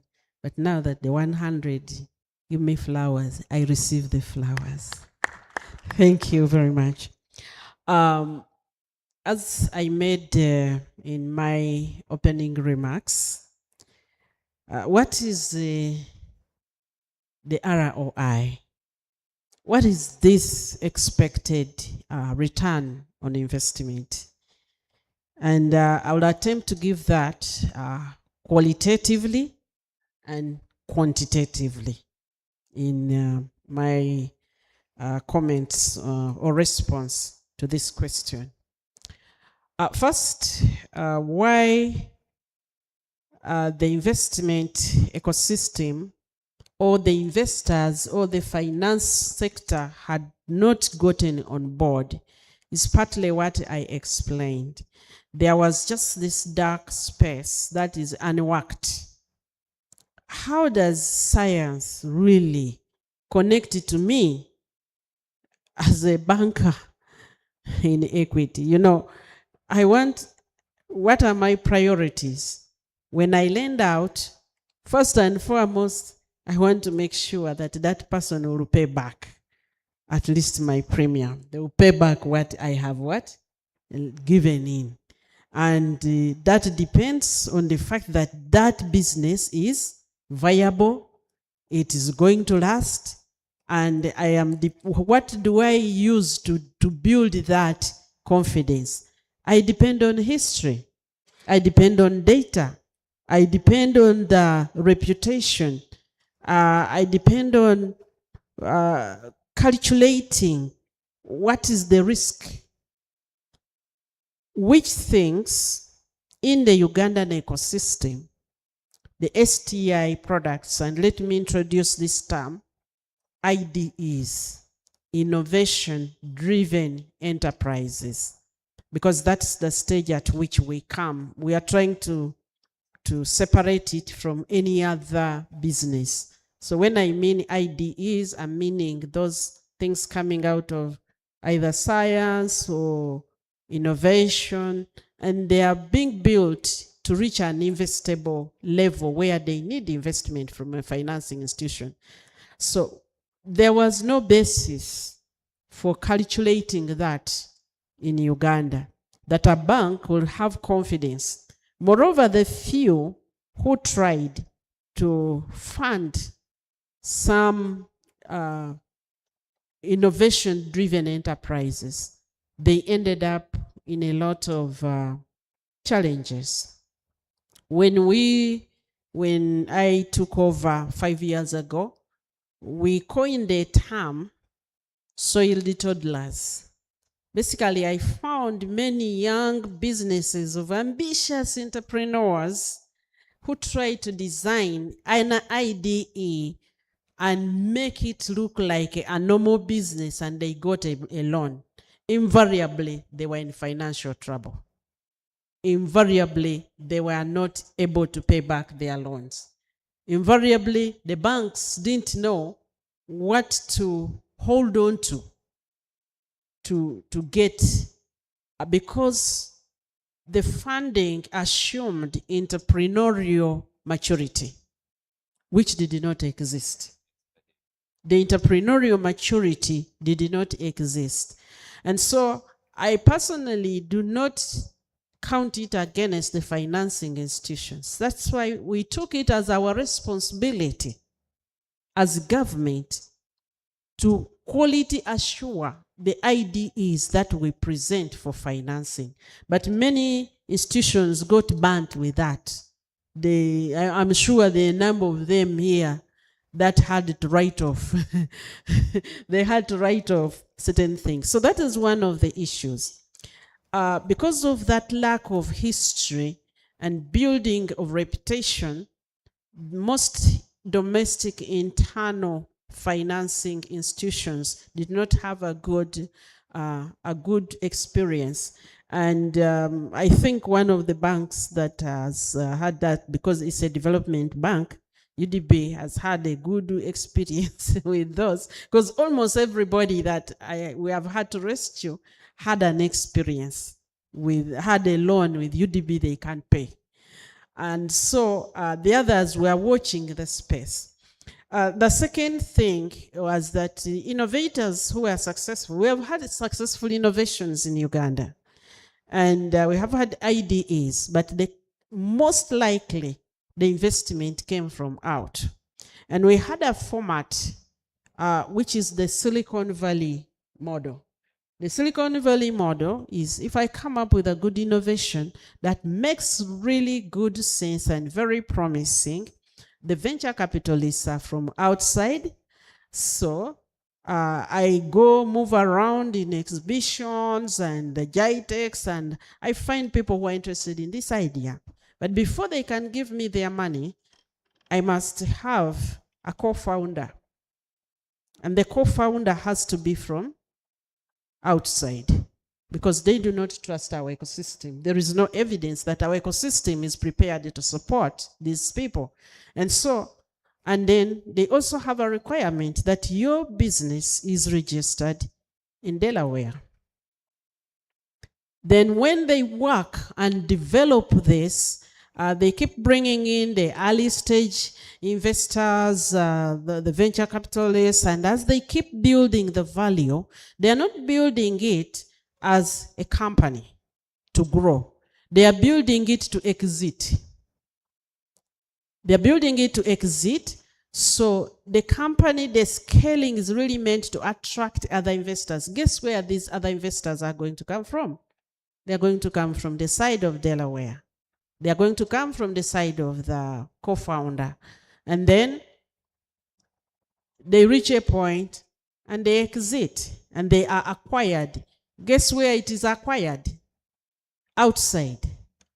And it is usually acquired for two reasons. Either for merger of that technology into an existing company, or for silencing as a potential nuisance that will kill my business forward. And so we just hear silence from what was once a budding innovation. So the investment in our ecosystem has not had precedence. And that's why when we come today, we are coming to you with precedence. We are coming to you with a track record. We are coming, it's a short one, it's a short track, but I can still get a gold medal if I run 100 meters. Others get for marathons, but I can still get a gold medal if I run 100 meters. So that's why we had to do that. So that the third thing was the language that I talked about. Whereas science, innovation, where we find our innovators is very interesting. Some of our most interesting innovators are not even educated. Some are literate, some are completely can't speak English, and they have very interesting and very potential innovations. When they come, the communication, the translation of what they are doing to the financing institution is not there. That is as difficult as if somebody came from Makerere University School of Engineering and approached Stanbic Bank to fund their innovation. This is just the questions they ask. There is no metric to measure the value, what is inherent. That metric does not exist in our ecosystem. In mature ecosystems, they have those metrics. So there have been very fundamental reasons why there has not been a conversation. And what I want to assure you is that that language, I wish I could say we've perfected, but we have gone a very long way. To a point at least where we can exchange alphabet. There is writing Chinese and then writing English. You can't exchange the alphabet. But if I'm writing French and you are writing English, we are closer, aren't we? And so when we sit and converse, we are going to see. We are handling the innovators. We put up platforms which we are now inviting us to co-mentor these people so that you can teach them the language. Let's co-mentor as we mentor them to develop the best technologies, the best from the other side scientifically. You come and we sit together and we mentor them in the business language, in the business metrics, so that we can scale this. Flowing from the keynote speech, it's really an effort for us to put a bridge, to put a handshake, which has that place. And I believe that that is going to. And now briefly, so far what have we done these 5 years? These 5 years have been phenomenal for me. And I want to illustrate it this way. I was shown a forest. And on each side of the forest, there were towns. And but I didn't know. I knew one side of the town, one town, and I was told I need to build a road to the next town. The other town is the economy where most of us play. And this town is a town of science. But I had no idea how many rivers are in between, how many bridges I'm going to need to build, how many big trees, and even that map. Over the past 5 years, we surveyed the land. We have graded. In the grading, we identified where there are valleys, where there are mountains, where there are rivers, where we need to build bridges.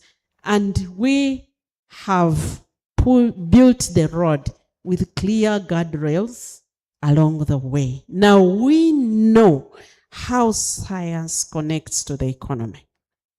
That is the first thing. I don't know how you can value that. I don't know how much value we can put on that, but that was the one single hindrance disconnecting the financing sector from the STI. But in terms of illustrative figures, in between there, we have built what we have called the total productive capability. that now exists in Uganda, science, technology, and innovation, which includes the ecosystem, which understands things better. Some of the things that frustrated innovators were like, okay, I come out with an innovation, I go to a bank, I convince them, they give me some money, I order equipment on assumption that UNBS is going to approve my product. But UNBS takes 2 years to approve my product. Well, the loan is getting into a bad loan. So that ecosystem that we have created that enables things to move faster.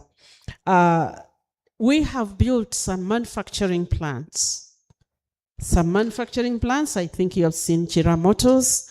That is the largest, most competent automotive plant on the continent of Africa. We have verified this. And I think those of you who are here earlier and you saw the bus, everywhere we went across, they were saying, is it true? Is this an African product? So we are putting up the largest pharmaceutical manufacturing facility on the continent of Africa. A built-up environment of more than 250 acres. More than 30 factories. And this is going to be a world source. In the technical language of pharmaceuticals, we call it them CDMOs. And then we have built research facilities which address most of the gaps. We have trained the workforce, which now understands what to do. We have connected and clarified supply chains. It has not been uncommon for somebody to assume, I'm going to put up a plant, I'm going to process granules. And they come to the bank, they come with their business proposal, you fund them, and then they just don't have granules to process. You know, they just don't have granules to process. I can count a lot of factories funded here. And while, for example, recently they showed pineapples rotting.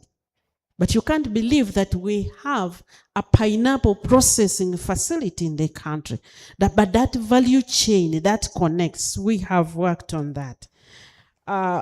We have tested investment. We have had a lot of venture capital beginning to come in, and we have built infrastructure that is very supportive. And we can now value, the valuation of this is up to 1.52 billion US dollars that has been invested. Now this we have built at a cost which is much less. Actually, the value we have created is 4.5 times more than what government has invested in. That is a multiplicative value of 4.5 times. And we have also, let me see if I can see for you a few figures. We have been able to create 150,000 jobs, new jobs. We have been very careful to measure this because we knew you were going to ask us to account. So we have been carefully tracking the jobs that we are creating. 50,000 of these are very direct, technical, STEM grade roles, while the rest are in the support areas.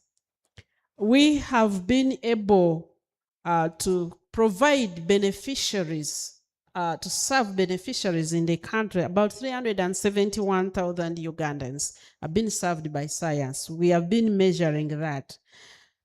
We have been able to save the economy 194 billion Uganda shillings in import substitution. That is money which would have left the economy. We have been able to contribute taxes, 20 billion Uganda shillings in taxes. And we have we can document and verify and measure 198 billion total in economy-wide output. That is when we still have our hardware, our infrastructure, our human capital. If we can generate, and this is just the start, it's going to build up. If we can generate this as the start value for us in creating value, I think this is something worth us looking into. Thank you. That was the Honorable Minister. And in her mentions, she mentioned various fields. And I want to honor a man that has greatly powered the field of innovation when it comes to financing. And this is none other than Mr. Joel, who, of course, serves as the vision bearer of FlyHub. And we also want to honor the fact that you have stretched your hand and provided a solution to the finance world. But of course, as your office right there, I would love to also pass on something that the world has for you this morning. And I guess it's already afternoon. And this is regarding your world of finance and technology.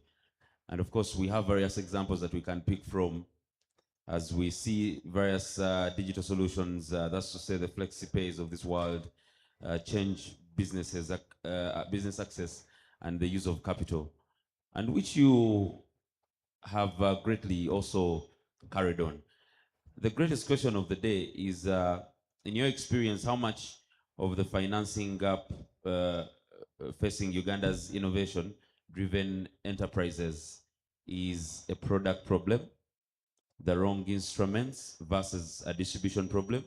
The right products are not reaching the right business communities.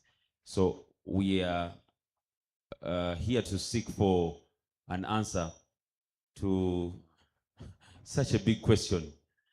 And we believe that you're the right person in this field to attack it, Sebo. You're welcome, Mr. Joel.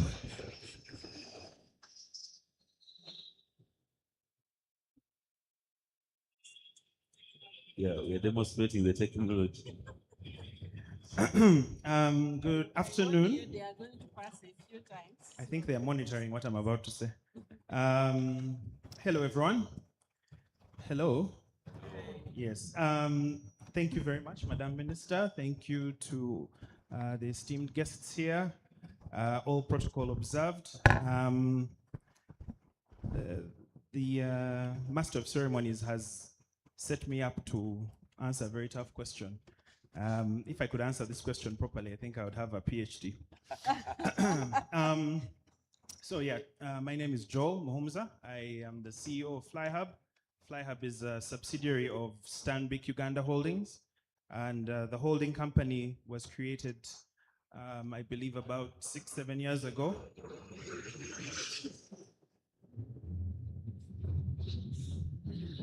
Are we safe? All right. About 6 or 7 years ago, with the vision of expanding beyond just providing financial services. Stanbic's motto is Uganda is our home. We drive her growth. And part of that was to diversify the kind of work that we do. So FlyHub is a technology services provider. To your question, I would not think it's either a product or distribution problem. I think it's just a reflection of the contradiction in the way our capital markets are set up. Uganda is a nascent economy. The president recently said that the largest number of Ugandans ever born have been involved in subsistence agriculture. The vast number of Ugandans are, I think, below the age of 18. And I would say that our biggest treasure, our biggest capital value is in those people, is in the labor, is in the energy that people have. And as the minister rightfully said, Unfortunately, each individual Ugandan might see that value. You might know someone who's entrepreneurial, someone who has brilliant ideas, but as my mentor used to say, it doesn't matter what you know, it matters what you can prove. It matters how you're seen by the people who are going to be providing you with finance. My colleague over there, Melissa, will probably give more of the figures. She has the tougher job since she's the one who gives money to the individuals. But I'll say,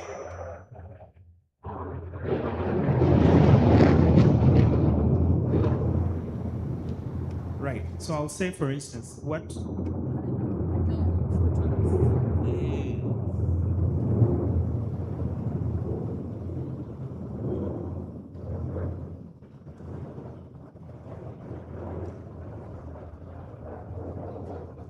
all right, there we go.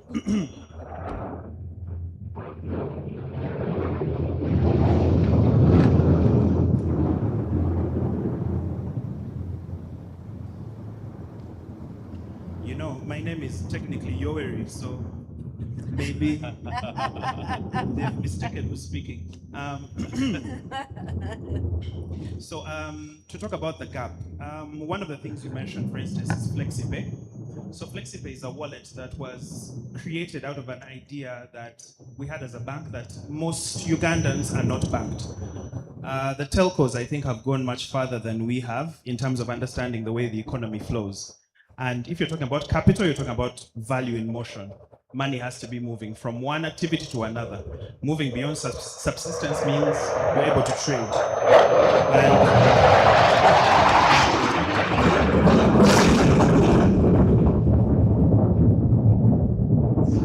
Technology.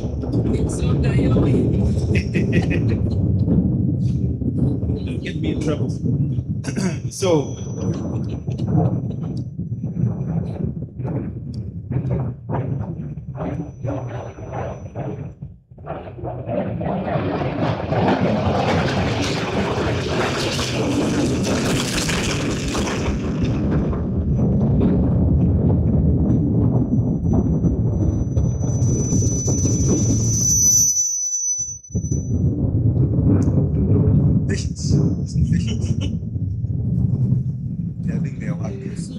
these are the material conditions in Uganda at the moment.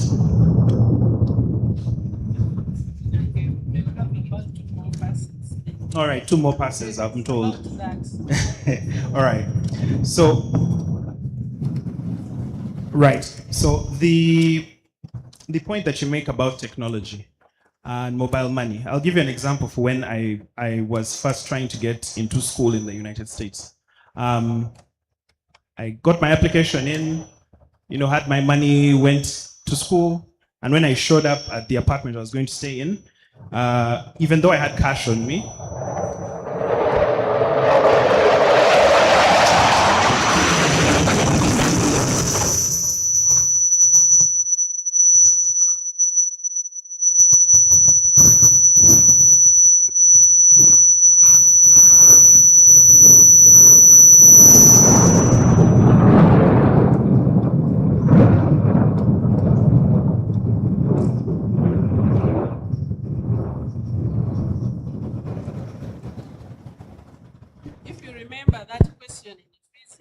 that sound travels faster than light.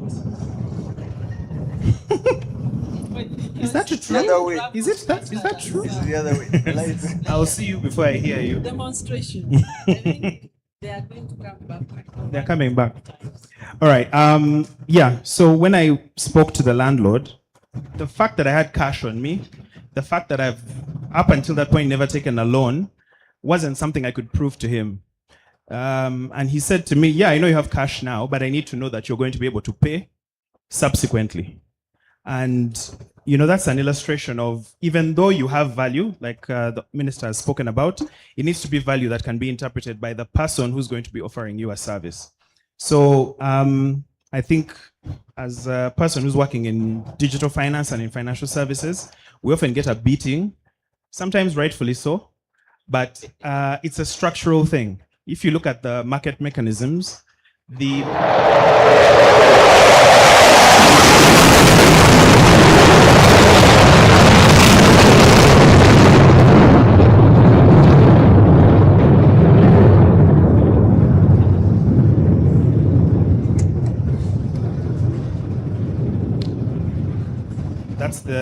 level of sound that I expect when you clap for me after. Yeah, so I said, where was I? Yes. So the ability for the system to read your risk profile, the value that can be turned into something commercializable is still quite low. Banking as it exists right now looks at enterprises that have some collateral, that have some tangible assets, that have, something that we can invest in knowing that we're going to make a return. And all of you who are lovely shareholders of Stanbic, I hope you are shareholders of Standard Bank. You also want to get a return. So we sit at a position where we need to get good returns for the people who've trusted us with their capital. And we also have to look at a risky business, that forest that Madame spoke about. So the digital space, I think, is starting to provide a signal.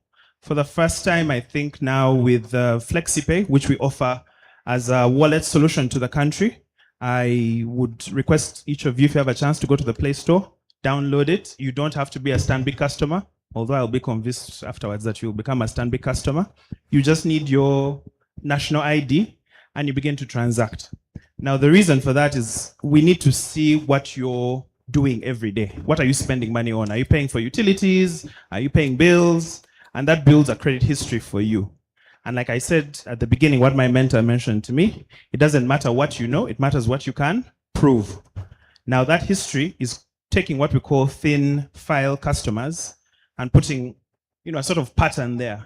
We can start to lend to you, maybe lend for your small business. And then when you repay that, your credit history is improved to the point where we have information use sufficient to graduate you up to another level. Now that might not be exciting enough for every individual here, but I think it shows some of the challenges that we have. The fact that there's such a big gap between the large MNOs, the large enterprises that exist in the country, and then the vast number of small businesses that are either not incorporated or may have great ideas but have no infrastructure to take them to the next step. So I would say the fact that SACCOs exist, this is one of the points I want to raise that I've noticed in Kenya.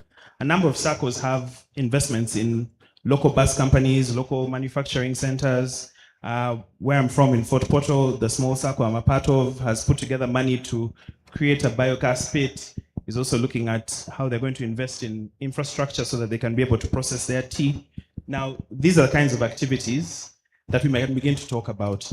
The issue that I see, and Madam Minister, what I would raise back to you is something that you mentioned in terms of providing us as the financiers with some stamp, with some guarantee that the prototypes that are being made, that the biotech that is being made, that the kind of innovations that are being made are actually worth their weight in the capital that we're going to provide to them. I'm not an expert in several scientific things, so I'll rely on the expertise of the people who know. A suggestion I would have, for instance, is I think my namesake here, Madame Mohomza, was speaking about, the number of innovators that she's worked with. If she was seated with us in the bank, if she was attached to us at the bank, perhaps she could help us allay some of those risks, put together our risk models so that we understand how to assess. Because the models we have assess businesses that are already known. When you're getting into a new area, it's going to trickle in at a small level, which is probably why the bank MD said to you, we'll put it in CSR, we'll put it in, the budget that's not going to be scrutinized to a high degree.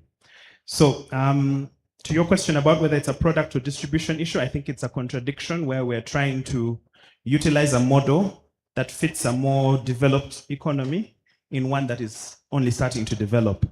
I'll tell you a personal story of my father who studied in the USSR, which eventually became Russia. And one of the things he mentioned there was how so much investment was put into building up the literacy rate of the citizens, building up the ability for someone to read, write, and communicate clearly to officials. Now, I think that's a lot of the work that the public sector can do, because if you expect a private company to do the same, I think I'm not speaking out of turn if I say a private enterprise is always looking for its returns. I'm not going to invest in you so that someone else can benefit off of that investment. So I think the investment that's happening in the innovation labs, that is happening in these kinds of events, helps us to understand what we're supposed to be doing. But I think, to your point, we take the challenge that how do we transfer that into metrics? How do we transfer that into numbers that we can utilize? Eventually, high net worth individuals that exist, like someone sitting to my right,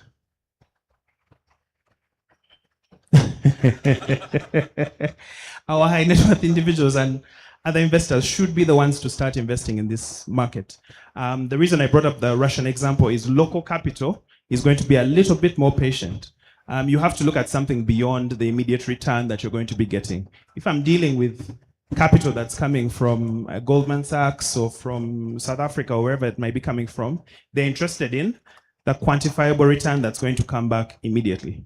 But if you're looking at, I'm investing in the future of this country, I'm investing because I want to have a kind of economy that is going to be built up, I think we should also start looking at where is the local money going. The minister mentioned that she has a number of businesses. Perhaps you can put on your hat also as an investor and say, I have some capital that I want to put together. I saw in your capital is here. How do you put some cash in there and lead by example by putting your skin in the game? I think without those facilities, it's going to be quite difficult for commercial enterprises that have the one goal of making certain returns to look at a nascent economy that's starting to grow, that has potential. Everyone agrees we have potential, but potential is a very difficult thing for you to quantify and then put on a balance sheet. So there needs to be other sources, and I presumably would say that having smaller circles, smaller, financial drives that can invest in those R&D startups might provide a signal that Melissa, when she's sitting at her desk in Standard Bank, can pick up one and then invest to scale. Yeah, I'll give that as my answer. Thank you. Wow, let's appreciate Joel, ladies and gentlemen. And thank you for standing a test of time as we celebrate technology right there in the sky in our Ugandan setting. We want to appreciate the minister and Joel. You all, in both of the submissions, at least had the different angles of the startups and the well-established innovations and businesses. And now I will take this back now to our very own Melissa, who is our head of communications when it comes to Stanbic Bank. I understand that a number of the different financial arms or instruments that have been put in place right here in Uganda favor so much let me call them the well-established businesses that, yes, hold collateral. As the Honorable Minister mentioned, the businesses that can come to the bank and say, this is what I have and this is what I want. And we agree that most of the financial arms that we have taken that direction. And I believe that you agree with me. What would we consider a fit for purpose kind of instrument when it comes to supporting the 360 innovators, businesses? And here we're not saying, hey, let's also favor the startups. No, we're only saying fit for purpose, as long as we have this race to run, and this is what we project that will be put on the table. From a bank's perspective, what do you have to tell us? Thank you. This is on. Good afternoon, Honorable Minister. Thank you so much, and fellow panelists. Good afternoon to you all, and thank you for coming through.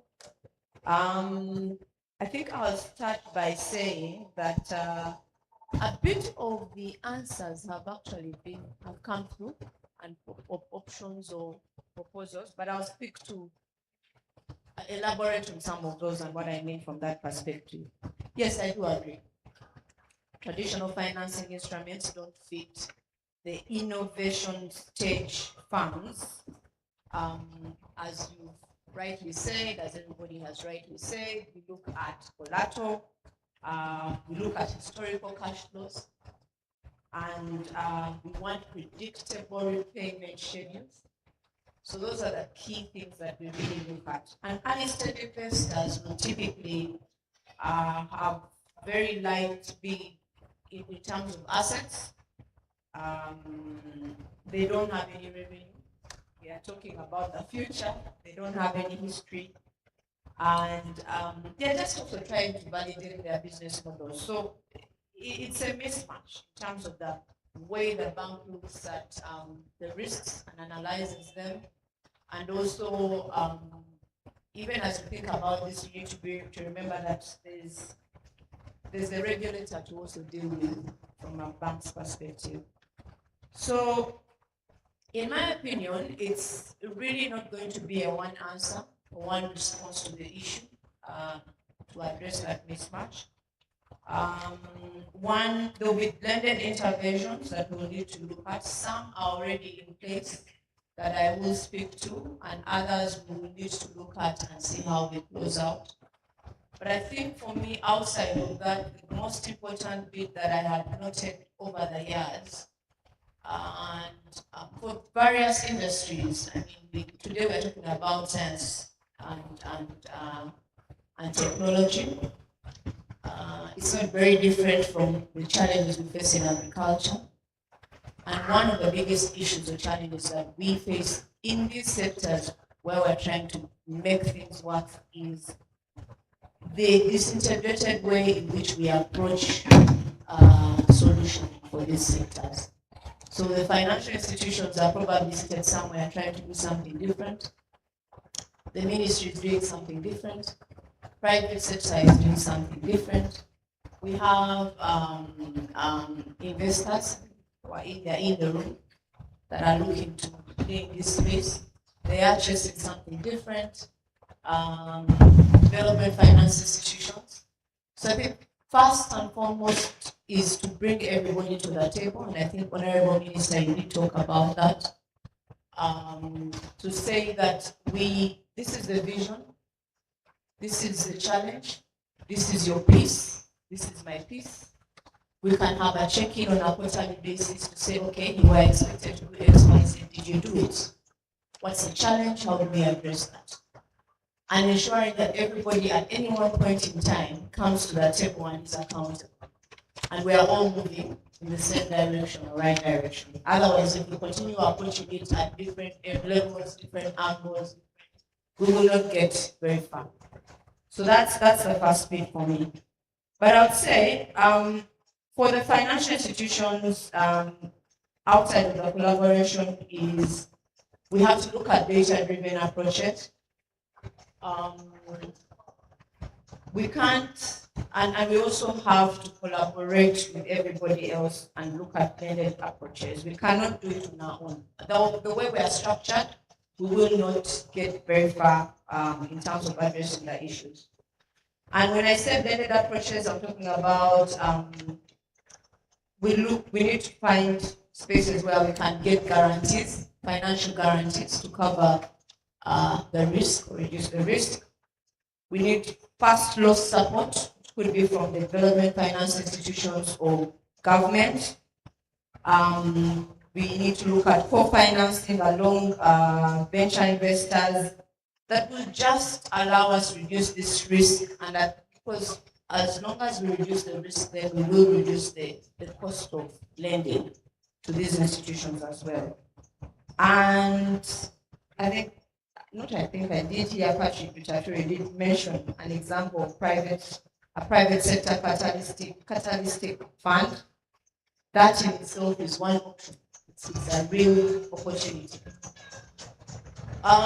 If we look at the more developed countries or nations, part of how they pick funding for these spaces is go out into the market and get people to bring up capital and invest. There are listed entities, innovative entities that are listed out there. And so many investors, as long as they believe in your vision, in your story, are willing to put capital on the table. I think for me, all those are options that we can look at and should look at. And that should be a way in which we sort of start to address the challenge in terms of lack of capital within this space. If I look at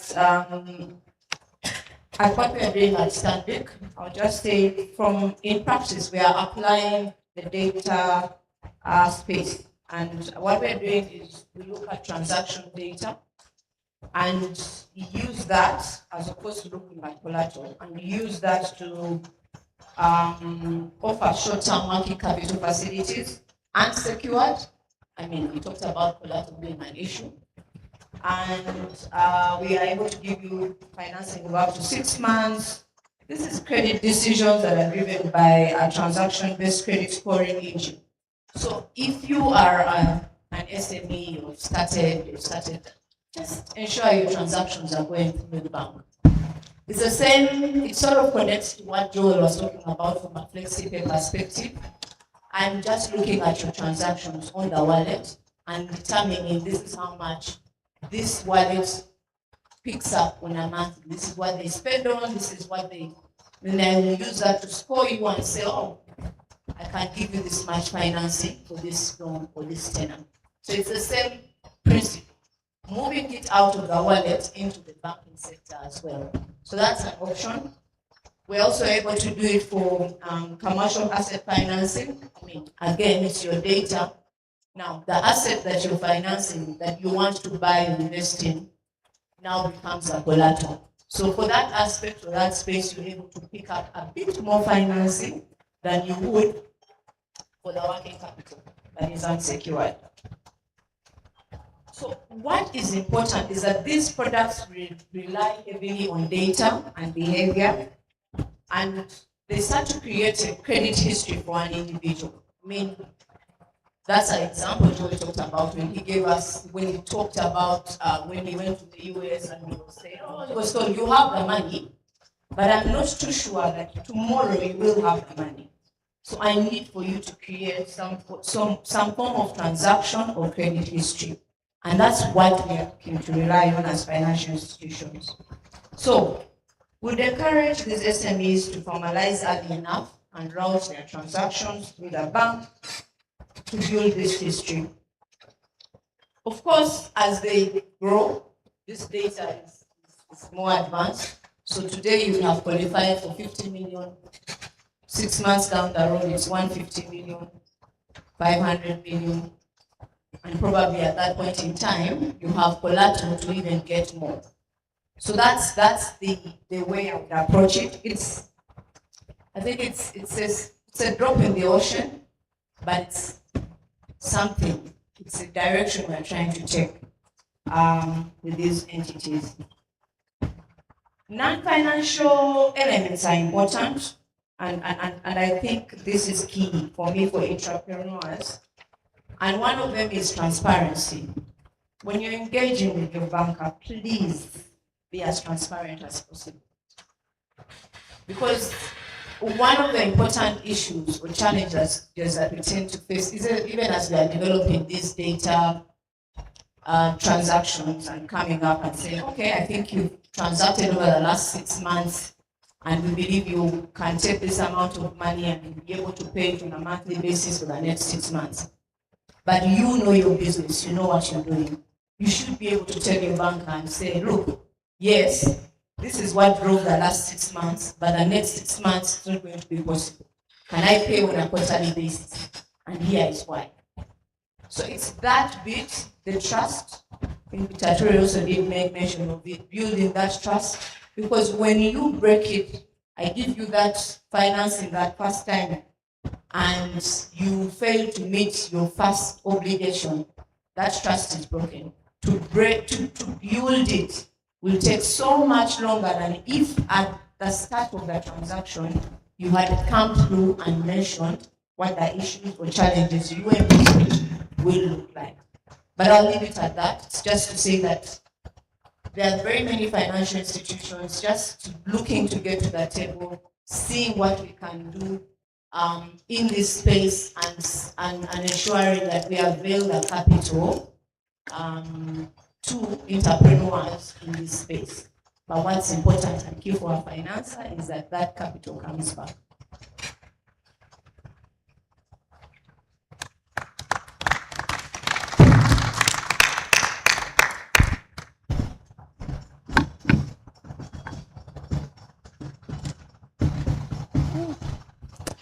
Ladies and gentlemen, let's appreciate Melissa one more time from the commercial banking direction, and we appreciate that. Now, when it comes to this stage, my final question, of course, will go to Mr. Patrick Vitature.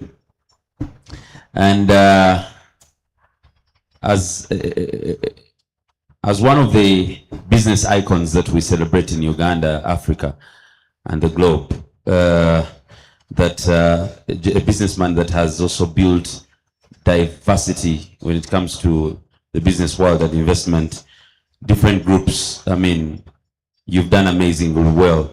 When you look at the innovation-driven enterprises in Uganda's pipeline today, what do you see that reminds you of that season and time where Simba was in a critical inflation point? And what would you tell a fellow business leader who is hesitant to back down?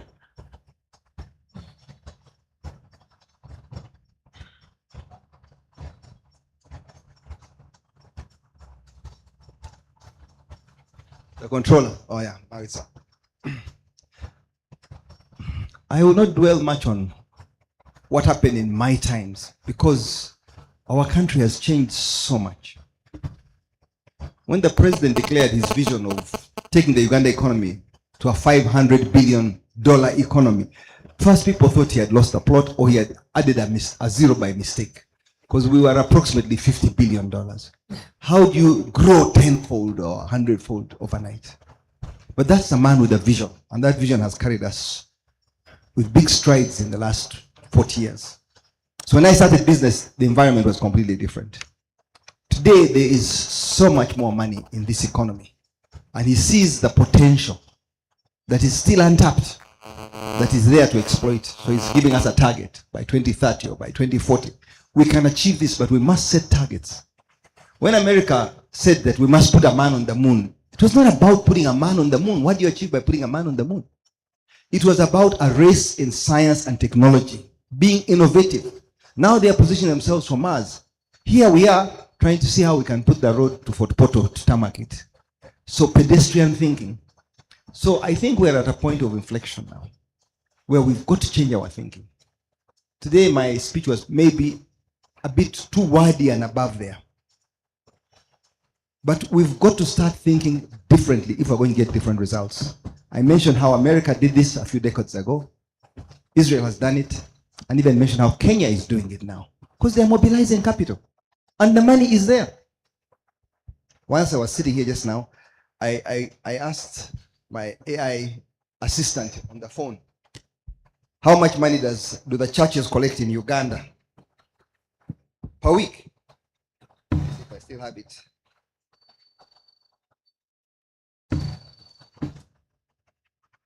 How much money do the churches and religious institutions collect every week in Uganda? Just as an example. The National Annual Estimate, this is 2023 report, estimated the annual revenues of all churches in Uganda exceeds 1 trillion Uganda shillings, based on 52 weeks. This would average about 19.2 billion per week. This is money that's out there. It's just got to be mopped up. How much money does NSW collect per annum? In trillions. How much money do the commercial banks collect in deposits? Stanbic, we have senior officials from Stanbic Bank. Stanbic Bank is towering. Its deposits are so big. Every year on year, they are growing in leaps and bounds. The lottery business, the gaming, collecting billions, they are mopping up this money. It's there. So when I say that we need to fill this gap of $2.6 billion, if we're going to achieve that goal of $500 billion economy, this is scientifically researched. I have my assistant here, Jojo. He spent a lot of time preparing those numbers so that when I come to give a statistic, it's backed by facts. It's possible. We've got to change our thinking. If we remain where we are and seeing how can I get a loan from a SACCO or from a bank, we will remain pedestrians. With respect. Pedestrian meaning we will remain walking from wherever we go. Other nations have repositioned themselves to join the race. Even our young brother in Rwanda is positioning themselves to do things differently, to be a Silicon Valley of some kind. by putting infrastructure, education, and building trust. So we've got to change the way we do things if we're going to pivot from what we are doing today to what we are doing in the future. We're highly dependent on diaspora money. We're highly dependent on coffee. Fortunately, it's doing well. We're becoming more and more dependent on gold. It should be innovation. It should be our ideas. How we can mobilize the capital. And unfortunately, the capital is there. I'm not saying it has to come from outside. I worked with MasterCard at Private Sector Foundation, and their goal, their metric for success was job creation. And they poured in $300 million into Uganda's economy. All they want is job creation. That's their metric of success. That's how they measure their success. Not in their profit or their return. So the money is out there looking for that pipeline of ideas. But we've got to repackage ourselves. Because today, if you walk around, you'll see brilliant ideas. I'm so proud that our president chose to have a Ministry of Science and Technology and put a scientist at the helm of that ministry. You can see the difference. The difference it's making is touching people's lives. It's thinking differently. Yesterday, the president was talking about removing taxes for scientists, like they've removed for soldiers and the policemen. Because you've got to give them an incentive. He's thinking way ahead of the Ugandans. And people are saying, why are they paying science teachers more than arts teachers? Yes, social sciences will come later. But we have to start somewhere. And this journey must begin.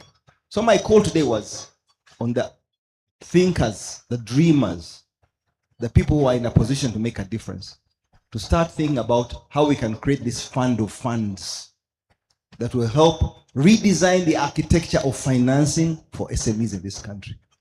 Because until we do that, all our good ideas are being exported. Bangalore didn't become a city of IT overnight. They chose to reposition themselves in India. They made one city like that. The Silicon Valley in California chose to make themselves leaders, and they attract all the brains and ideas into that area, and they put incentives in place. And the capital followed. The capital is there. 30 years ago, it was the banks were the only solution. Today, the PE funds, the investors, those who speculate on who's going to come through, have got bigger funds. The funds are moving in that direction. 10 of the ideas fail, one goes through. One Google, one iPhone. One of those tech companies succeeds and they get payback. We've got to change our thinking if we're going to run this race with the other players in the world. But I hope today people will go away and think differently about what we're trying to do. Because the money. And I urge our minister to get the government to put some seed capital in this fund of funds and get NSSF to start taking the risk. Because NSSF's metric of performance or success is creating more jobs of people who will contribute again to the fund. Just like MasterCard gets its contribution just by creating jobs. What is your contribution going to be? The government wants more people paying taxes. A country cannot become rich unless there are more rich people in the country. And that's why Kenya, the other day, I think their president was cited saying that Kenya has 20,000 kilometers of tarmac roads, which is more than all the 5 other. When you mentioned not being pedestrians, I saw some people say, yeah. And later on you threw a deeper insight to that. Now I'll take on a few questions, but I first of all want to emphasize that we are quite a big number, so I will deliberately make sure that at least we get a question from the different sectors that are represented right here in the house. I will start with I've seen the DFCU family with us, and I'll take off about a minute or two to ask that Flavia or the DFCU family to come and ask any question. I want to make sure that before I'll have the DFCU team. Then later on, I also want to acknowledge the presence of a team that has not only moved with us a journey, but celebrated innovation. I have seen the Shona Capital team right here with us. And I don't know who is representing Shona apart from Ivan Mandela. But in case we have a team, you can just wave to us. But I will thank you. It's only Ivan. Ivan, I will give you a minute to ask a question to my panelists or to any particular panelist that you prefer. But I also ask that we'll keep the answering and the question a little bit brief and intact to save time. Wanji? Yes. Let's make sure we're not pedestrians. So I will invite Ivan to.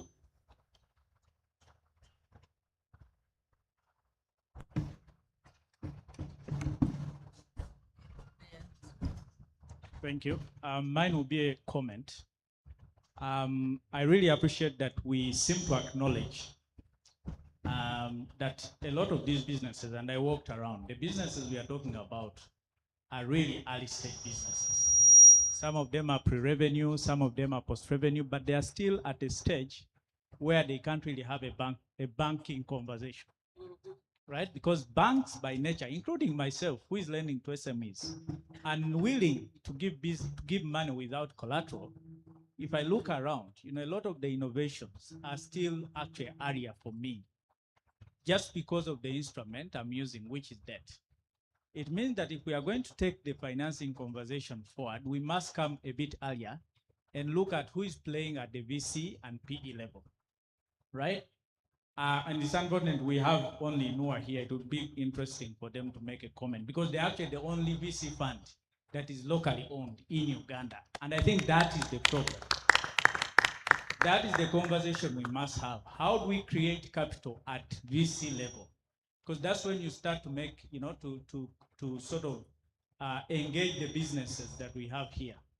And you start to speak the language that they understand. Because VC by nature is designed to take such risk. And I've been in that world for about 10 years. I also chair the investment committee of Finca International, or Finca Ventures, which is another foreign VC fund.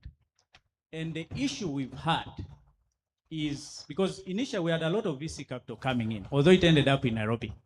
And I think the conversation is now shifting from VC or equity to debt. There's a reason for that. Every VC investor is somehow starting to consider debt. And so it means we are going back to the same problem. The issue we've had is the issue of exits. Is to say, when I bring in my capital, I'm an American investor, I bring in my capital, typically I have 12 years. Every fund typically has a life of 12 years. It means I have 5 years to invest and about 6 years to get my money out. The challenge we've had is that a lot of funds have brought in money and have not had an opportunity to take it out. And the reason is exits. How do you exit? You either sell to someone else through a secondary market. We don't have that. That is almost non-existent, right? Or you sell through a merger and acquisition. It means you have a bigger company, and the minister talked about that. You have a bigger company that is interested in the IP, or that is interested in buying whatever you built up to a certain level and taking it to scale. We almost don't have that, right? And then the last option you usually have is an IPO. And we know what happened to the Airtel IPO. That's the last IPO we had. And it almost failed to close until NSSF came in. It means we have a very fundamental problem within our capital markets. And I think that's where, especially as a ministry and STI, we must interest ourselves. Because you have three options. Either you solve the problem that the capital that exists already has, which is exits. How do you solve that problem? Because if you do, then you're going to catalyze a lot of money that is now going to the debt side to come back and say, okay, now we can talk about equity and we can talk about investing in innovation. If you don't do that, you have to mobilize local capital. The issue with local capital is one main problem, is that as a bank or as a local investor, even as Ivan, I must have reason not to lend to the government at 17% without taking any risk, and instead take my money and give it to Kira Motors or any other innovation that we have here, right? 17% is already high enough. If I'm going to take more risk, then I must have higher return. So that's the bare minimum. And so for me, I actually don't expect Stanbic or Equity or bank, to take my demand deposits that are a few days or 1 month and give it to an innovation that needs 10 or 15 years. You break the banking system. That's a fact. So if we are going to mobilize local capital, we must also understand that. What is the issue? How do we incentivize local capital to take more risk with the expectation of a higher return? Because if it is not that, then you have to solve the crowding out effect where government bonds go down, such that then people naturally start to look for higher return, right? If it is not that for local capital, then the other solution we have is government, which it is already doing. I think we just have to organize that more, such that that capital is distributed. We don't want here a few names getting all the capital when we have a lot of small businesses, right, that could also benefit from that. Because what you do is that you give people a start to go through that early stage phase and get to a level where maybe all they need is working capital, which is when the banks are coming, right? So I think for me it is to encourage us to have more people at that level into the room and to be on these panels. And I hope this chair was for Kim Kamareve from Inua Capital, who didn't make it. Because if you listen to her more and more, if you listen to other VC funds like Pinker Ventures that I chair, and you understand our problems, and you try to address it, which I think are clear because the data is there. It's been 10 years of this capital coming. So the problems are known. How do you focus on addressing our problems? Because if you do, then the capital flows. And I think we start to make a movement. But when it comes to debt and working capital, I think we have that capital. The banks are not moving, but you have people like us who are willing to take the risk. Although we don't get the government incentives, they still end up with my bankers who still end up asking for collateral. And I think that's also a conversation to have on another day.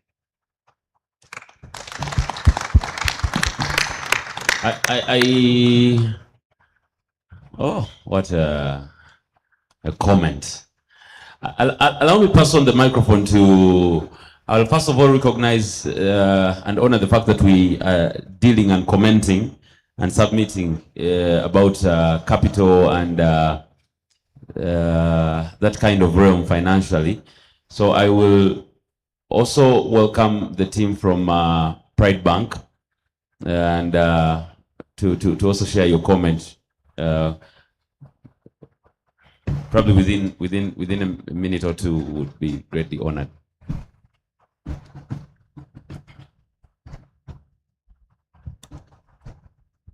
Thank you, Ministry of Science and Technology, for this wonderful opportunity you are presenting to our motherland. And you know, these conversations were not common, especially in the space of technology. But I respect the ideas presented by the panelists, but these are my comments. Daniel Chibira is my name. I head the SM Institute and Trade Finance at Pride. We are the babies as far as banking space is concerned. We joined Tier 2 banking space last year. So we are barely a year. But in the industry, we have spent 30 years of transforming lives responsibly for Ugandans as a microfinance. These are my comments. You know, when we talk of capital and innovations, I will not deviate much from what my fellow banker said from Stand Big. Most of these innovations are coming up. Most of them are in ideation stage. They're ideas. A person comes to the bank with a wonderful idea, but commercialize it. When you look at commercializing that idea, it needs like 5 years, 10 years. So my call, the Honorable Minister, that we need one thing. First of all, de-risking these enterprises by the government, which has a strong arm. We have had guarantees that are coming about in agriculture, in energy. By the energy sector is an innovation. Right now, banks are struggling to finance the energy sector. Maybe it has come with an innovation, with the coming on board of ESG, sustainability. It has posed a lot of innovations. People are coming up with oil from cassava, and you don't know what banks ask, where are you selling this oil from cassava? So even the market itself, market awareness. So we need, I suggest a public sector, a public-private partnership. The ministry must become intentional to engage the banking sector into these public-private sector partnerships, especially on some of these new ideas that are coming on board. The other thing is the consortiums. When we talked of agriculture, they came up with agriculture consortium. So even these innovations, we need to group the thinkers, the innovators into consortiums. It will be hard, it will be simple for banks to come in when these people are coming as a group. You know, the other is government to come in partnership with banks. You see that now we have the Energy Capitalization Authority, which has come up with lines of credit to financial institutions to give a subsidized rates to the innovators of the investors in energy, especially solar. We have Spiro on board that has come up with the environmental friendly motorcycles compared to our current motorcycles, which are dangerous to the environment. So government can come, especially through the ministry, can come up with such initiatives like guarantees, instead of, because we are talking of collateral as being a challenge to this, because most of these, surprisingly, they are youth. A youth who has never owned a plot of land, even a motor vehicle. When you go to issues of collateral, now that one brings headache. So if government comes up with guarantees, like we have guarantees in agriculture, we have guarantees in energy, this can speed up and stimulate financing in this space. So all in all, as the CEO said, that we are dealing with investors who need return on capital, return on equity, and it's already said. So it is hard for commercial banks to come up with bare knuckle to invest in such innovations, except when we have the risking policies like guarantees. It's when we have joint partnerships in terms of joint partnerships are signed between government and these commercial banks. So with those performance enablers in place, I believe financing innovations can be possible with commercial banks. I submit. Thank you. Thank you so much. Ladies and gentlemen, I first of all want to appreciate all of you that have celebrated the week up to now with us. Thank you so much. And I'll now give back to my wonderful panelists to just give their closing remarks in a minute. But before I do that, Honorable has a question, and I will take this time to share mic with her. Thank you very much. I have spent the whole week planning to come here. So thank you for giving me the floor. In my language, we have a saying, when somebody is drunk, there are things you never say, because that's the only thing they will hear. So, Madam Minister, out of all this, for me, I have heard only one thing, and you said it. The minister said, if we are to succeed, let us go the value chain approach. Honestly, Madam Minister, that is what I spend every single day talking about. If you know happiness, I was really happy to hear you say it, because in my view, most of what, before I became anything else, I was a banker. I went to Bankerere, I was taught how to finance agriculture. I worked into UDB, worked for 13 years, and really funded agriculture, and it worked. But that was then. I was prepared for that. The system was ready for that. The reason a few banks have wanted to put me on their boards and I have said no is that I don't understand what is going on now. So most of you bankers don't understand what we are doing, but you love your jobs. You cannot come out and say, we haven't understood. The only way we are going to succeed to get ourselves out of this conundrum is if we admit what we don't know. What qualifications does one have in order to become a banker these days? It has nothing whatever to do with innovation. So when this young innovator, aged 20, 25, 30, comes to sit in front of you, he's really shaking. You don't understand the language. It's like he's speaking Russian and you are speaking Uganda. So, Madam Minister, when and if you decide to go the value chain approach, because we have got the supply chain and we have got the demand chain. That's it. Somebody asked, how did China do it? In China, everything is handled as a value chain. Even if you are producing something as small as Ntuntunu, I love Ntuntunu, so I'll give the example of Ntuntunu because I was very happy to find them in the supermarket. In China, even if you are producing something as tiny as Ntuntunu or cherry, whatever blossoms, you are part of a value chain. Meaning, NARO, National Agriculture Research Organization, knows about you. The transportation, the cooling system, the road, the bankers, that is one. Two, if you are funding agriculture, there is no way you can wake up and increase even by 0.001% of interest rate. So, madam, if you want to be supported by Uganda Agribusiness Alliance, whose only job is to grow value chains. And I'll give you just two short examples of value chains. Avocado. When we started talking about avocado, everybody was like, what? Avocado? Why can't you do something better? Honestly, we went there because at that time there was no politics. It was a nice, cool crop. We started talking in 2014, 2019, it became commercial. Now it is a super crop. But it is complete. We have got the research people, we have got the seedlings people, we have got the agronomy, we have got the off-takers, we have got the processors.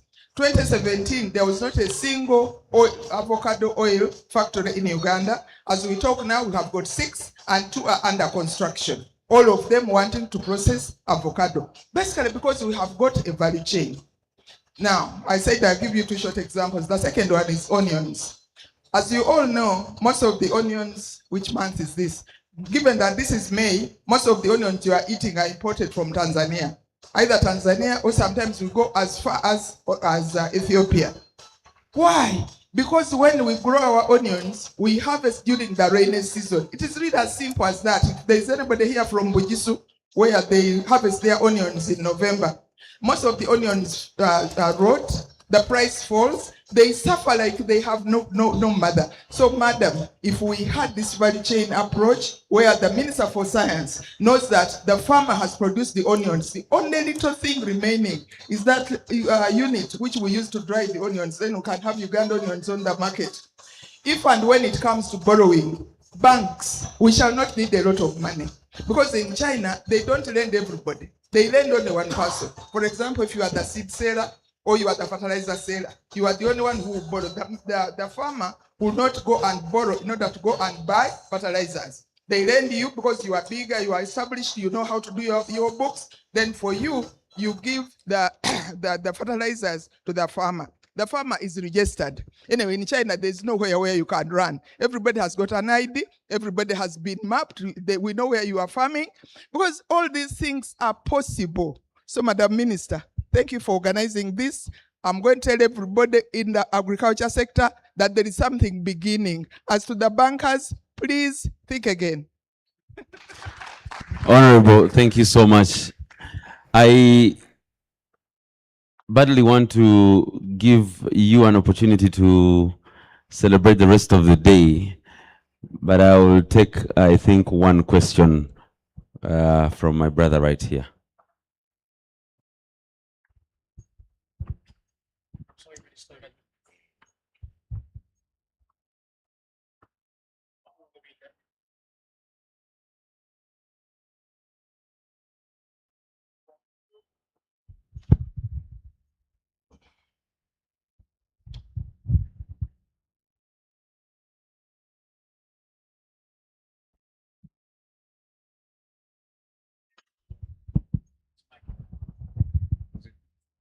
نعم أعوذ بالله من الشيطان الرجيم بسم الله الرحمن الرحيم. Yes, Professor Monica. Assalamu alaikum. That's all they say in Ijuma today, and they say Ijuma Mubarak. I wish you happy Friday. And today is May, Labor Day. In Christian, they say Hallelujah. They say Praise the Lord. I have a question, but at the same time, Professor Monica, I'm sending you to Mr. President. We are introducing technology, science, to develop, to run the international globalization. How are we capable to fight the giants, the Americans, the European, the Chinese, because we are interfere their business? That's number one. How are we capable to fight them? How shall we protect the Ugandans, the East African market and Africa to buy our products, to support our products, and yet we are still allowing the port and the cross boundaries to bring the product of technology from abroad and across the international countries? That's number one.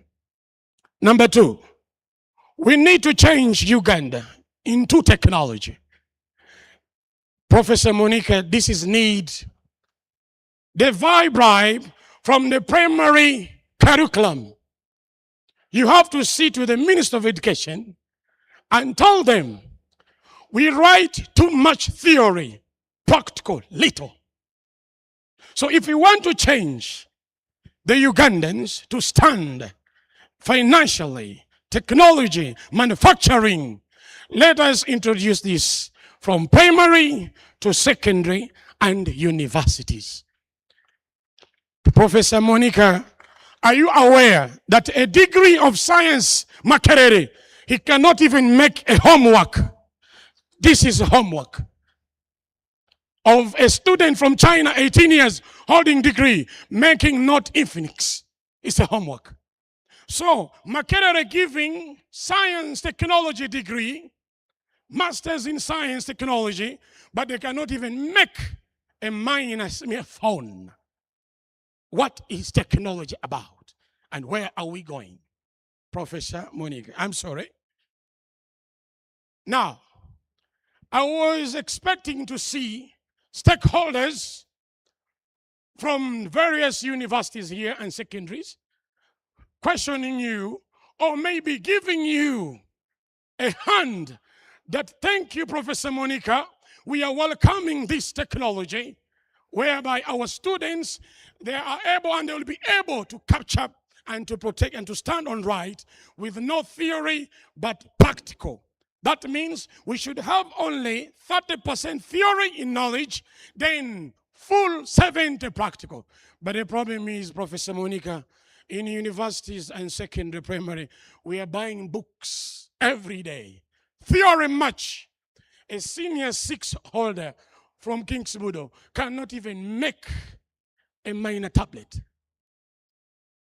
That is a statement. Allow me to wind up, Professor Monica. In Busia, I'm giving the district. I've moved 45 countries. In Busia, we need a factory. Why? Because Allah says, وَلَقَدْ خَلَقْنَا كُلِّ شَيْءٍ مِّن مَّاءٍ. I created everything from water. There is no any technology in the world without water. So we have Lake Victoria in Busia. We need companies there. We have water in Soroti, Lake Kyoga. Please take the companies there. We have water in Arua, Livanal. Take the companies there. And then let us move step by step, very speed, the way technology is moving speed. We should teach our youth that are they aware and are they able to protect the investment from the government? Because in Africa, when the war starts and conflicts, we stupid youth, we run to ban the bankers, we ban the companies, we ban the investors, and then we come struggling for the nonsense of politics. I'm sorry, Professor Monica. My name's Ayman Yusuf Malim International. Thank you so much, Yusuf International. I have, okay, in the interest of time, I believe Professor will throw more highlight to that in her 2-minute submission. Then I'll start with my people that rule the commercial banking world. And Melissa, you will also give us your closing remarks. Okay, thank you. Thank you for a wonderful morning into the afternoon. And for me, in terms of closing remarks, is to say that as Stanbic Bank, we are committed to Uganda's innovation. Economy is not about backing one standalone business. It's being deliberate about investing in a pipeline of businesses, of opportunities that will really contribute to Uganda's economic growth tomorrow. And that aligns directly with the government's focus under the NDP on the ATMs, where science and technology is quite key. In terms of interventions, where we start from is really right really at the you'd say the student level. We have what we call the National Schools Championship. And really this is where we bring 200 schools across the country. And these schools are taken through a boot camp. They just really share innovations in their schools, in their environments that are trying to address a problem. And out of that, through the winners, we are able to finance them to bring this innovation to fruition. I think we'll invite you for one of those sessions. It started, and that's the first bit. The second bit that we do is in our Stanbic Incubator, where we work with accelerators, with the different hubs, innovation hubs and development partners, focusing on capacity building for these businesses in terms of strengthening their governance, financial discipline, understanding cash flows, basically make them ready to access capital. So that's the other intervention that we have as a bank. And on the financing side, I did talk to that really, outside of access, outside of getting the businesses ready. It's availability in terms of access to financing. This is data driven for this specific area or space. But it also to say that we are here to work with you, to work with the various partners, to see how we best support these institutions to move them from one step of innovation into real big manufacturers, real big agro-processors, exporters, you name it, that also contribute by providing jobs to the very many youth that we have in this country. Uganda is our home. We drive her growth. Thank you. Wow, ladies and gentlemen, that's Melissa for you, who, of course, spearheads the commercial banking area, Stanbic Bank. I'll also now give it back to Joel to close it up. Yeah, thank you. This time there are no jets as I speak, thankfully. To echo the points that have been made, like I said, there's a contradiction in our capital markets, and I'm a bit paranoid. I thought one was coming. Look, I think I'm a firm materialist, and I can hear the passion that a lot of us have and the frustration. Anyone who's working in this sector is frustrated. Everyone wants to see the country do well. But until material circumstances come to such a place that they can allow us to do the things we need to do, I don't think we're going to move. The world is becoming increasingly more isolationist. You see what America is doing now in terms of focusing on America first, and every nation now has to think about what are my interests and where is my capital going to come from. If we're paying off things in dollars, if we're paying things off at a different interest rate, that means you're burdening every young entrepreneur, every young worker to pay such an overhead that is incredibly unfair for someone trying to start something. So this is why you would say it's not likely that you're going to bring something that's going to start up to a bank. That's not the function of what we're doing. We're at the position where we're going to scale things up. I will give you the example of the fintech industry. You saw how many fintechs were booming across East Africa, across Africa in the last 10 years. you're going to notice that's going to die down. That was a function of the zero interest rates in America, where VCs were able to get really cheap cash and able to say, let's burn it out, let's keep trying different things. So now that that's burning up, we are forced to have to be innovative, which I think is a good thing. It's going to be a long haul, but like the gentleman spoke about when he was talking about ventures, this is I may get in trouble for saying this, but what I would love to see, for instance, is first put a lot of these local innovations into public use, into our public procurement, for instance. I would love to see that the cars that are procured for government service are coming from Kira Motors. I mean, that will give me more confidence if I'm seeing our own investing in what we've purchased. Yeah. So as for myself, my name is Joel Muhumza. You can follow the things I write about online. And representing Stanbic, what I'll say again is please download FlexiPay. I know it sounds like it's just Karango, but one of the things we're trying to do there is create enough information in this economy to allow us to invest in you guys. Thank you. Thank you, Joe. Ladies and gentlemen, allow me crown it up with celebrating a friend to this industry, but also a lovely mother who has deliberately enabled us with, of course, the hope, but also our extended arm into government. Honorable, please take us away.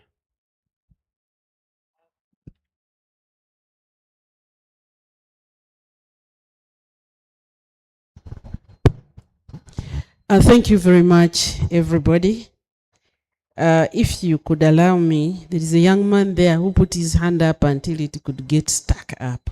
Can I share my minutes with him so that he can? Please be very, very brief because I've given you one of my minutes. Thank you. Thank you so much. Thank you so much, Honorable Minister. Hello.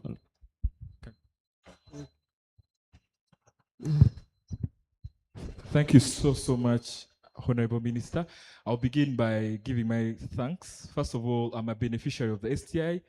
I'm currently doing a project called Vatura, and I was funded, seed fund, and we are currently exhibiting back there in the exhibition. So thank you so much for that.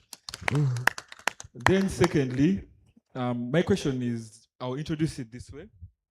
Africa doesn't have a shortage of ideas. It has a shortage of patient, structured conviction around risky ideas. In traditional sectors like agriculture, real estate, investors can usually see the asset, estimate demand, and secure some sort of collateral, and that's what we have been discussing here today. But in tech, the most valuable asset is often invisible at the beginning: code, data, user behavior, network effects, and timing. This makes tech harder to value, harder to trust, and easier to dismiss. I just had a few suggestions in mind. What if the Secretariat could come up with what we call a Uganda Innovation Assurance Framework, whereby they create a national framework that makes VC funding more comfortable by doing these 4 things. 1, create a verified startup pipeline, which the ACA has already done. We commend you for that. Secondly, we publish an uncertainty profile for each startup. I'll give you an example.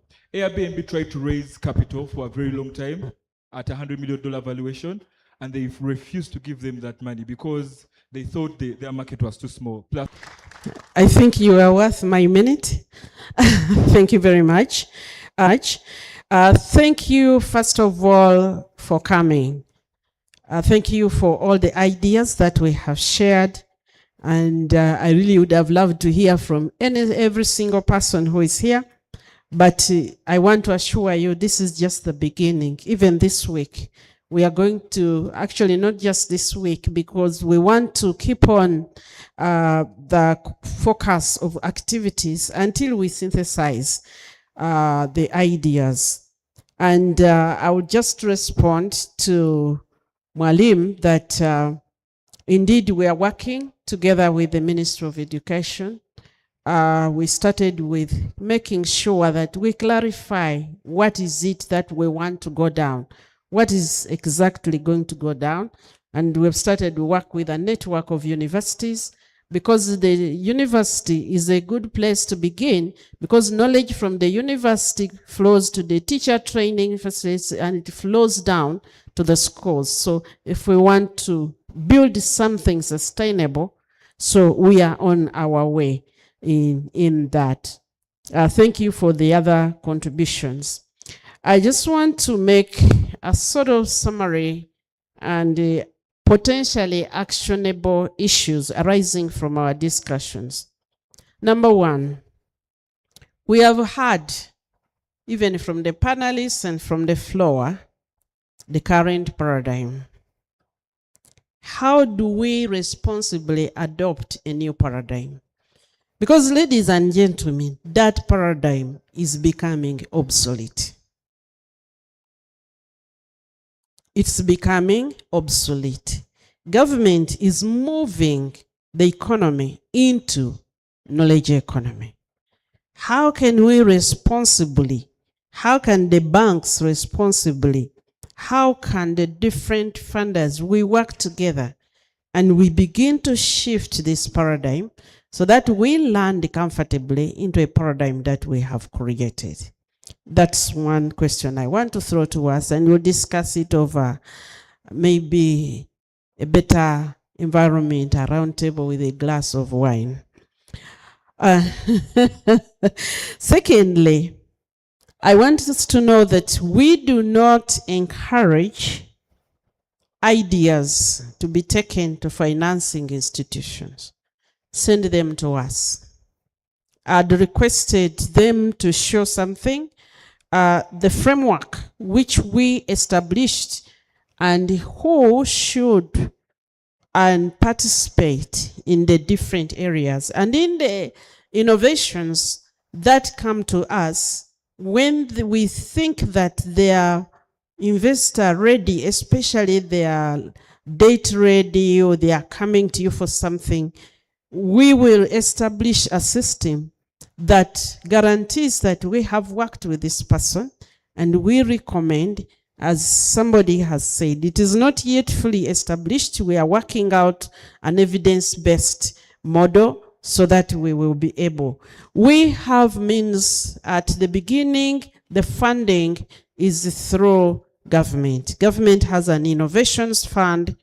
We have used this innovation fund to create various, first we give some funding directly to innovators, but we have also used it to create common user platforms for almost every category around, so that their costs are reduced, they have mentorship, they have utilities, they have a space to work and access to internet, and that is paid for by government as a way of de-risking what reaches the downstream investors, and so we call it. The third issue I wanted us to talk about is how do we consolidate the various innovation initiatives? We may not put it in one basket, although that would be desirable for constructing the fund of funds, but maybe different entities, you have different objectives and you want to be visible. As we build trust and in coming together and we begin to see the value beyond you just being seen to train people, so that we create the value which is coming out of innovation, how do we come up together such that we are networked? We have observed that many innovations are itinerant. They are nomadic.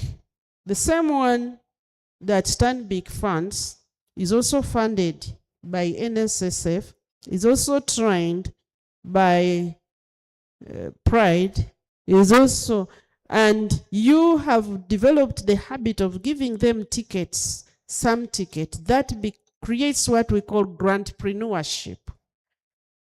because that money does not contribute to the growth.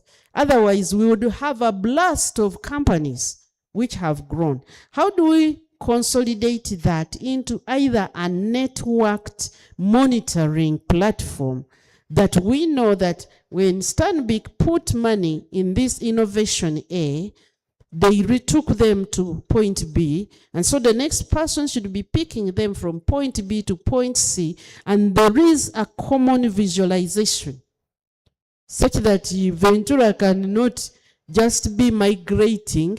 And when you give them those tickets, the incentive to grow up and mature is reduced, is diminished. I've seen things as old as 10 years, and they have literally been in every incubation.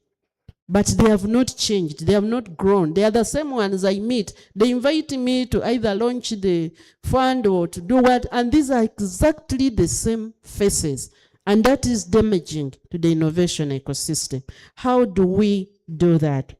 Number 4 is how do we adopt the value chain, which Mama talked about. Mama Sechitoleko talked about. Can we establish, I know that you are risk averse, but I know that you can be able to risk a small bit. Even that money you put in CSR, if you can adopt in Tuntunu. And I know that Pride is committed to funding this value chain. And we build trust, we build knowledge along that. Small amounts. You get to know. Let's have Stanbic, the big one. Can you adopt avocado? And we build the value chain, and you have expertise in that, and we fund and move that industry. I believe that if every entity adopted something, I think that is a very practical idea.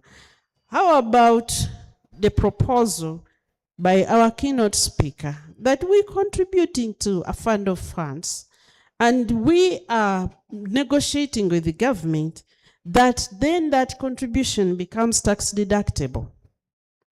That we build an incentive system around the money you contribute into the fund of funds, so that we are willing to discuss that incentivization of the private sector. We are also aware of your constraints, but what incentives do we need to put up that you can put this money into this fund of funds so that we can, maybe one at a time, fund some of these things which have reached manufacturing level. And I want to also request, Kathy mentioned it, I mentioned it, we need a platform to talk and digest these things. We need a regular platform. Can we set up a platform? We meet quarterly, we discuss specific issues, because we cannot just keep meeting and we are at the same place. We need to transform. The economy is transforming, and so we must transform. So we need a platform where we are going to meet. And I'm requesting that the STI Secretariat will work and ignite this until we reach a point where we can put up our leadership for that platform, so that we meet and we discuss. And then we'll explain more what we do. I also want to request especially the financing institutions. We've taken 5 years to work through this complexity of STI touching the economy. Could we designate a desk, an officer in your institution who can understand more, deeper, get to know STI and represent the ideas in your institution? We can interact with that officer a bit more deeply than we can interact with you, the leaders. At this time, we have already outrun the time that we requested from you. And of course, Ventura, your suggestion, Kathy has picked it up, and we will discuss it. How can we have that innovation framework? We are currently doing a research to see to come up with a measurement system, because it is very difficult to measure innovations in our ecosystem. We can't adopt the Western one, neither do we have one which is fit for the purpose in our particular environment. Once again, I want to thank you so much. We will be reaching out to you. Please let us continue the conversation. Thank you, and God bless you so much. We are protecting the gains, and as we enter a qualitative leap, that qualitative leap is the transformed economy, and you are the creators and the part of it. Thank you so much for coming. Thank you so much, Honorable. Ladies and gentlemen, let me ask that we celebrate all the panelists that have given us this time. But also let me ask that please clap for yourself for being here. Hey, very important. Now, I'm going to ask that we'll have a group picture, and this is how we're going to do it. Honorable, you can just stay seated right there. I am also going to ask, Honorable, please join us here for this group picture. And I will ask all bankers to join me right here. I think for the picture to come out better, I don't know whether the rest can stand at the back. Better that way.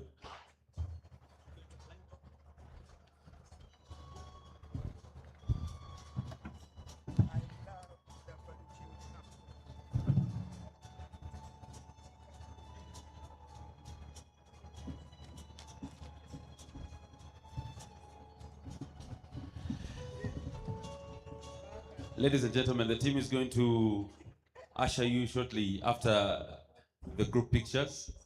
I've reliably been informed that there is a meal that has to be digested. So I have a team that is going to take lead on that, and then we'll see how it goes. So our camera is right here.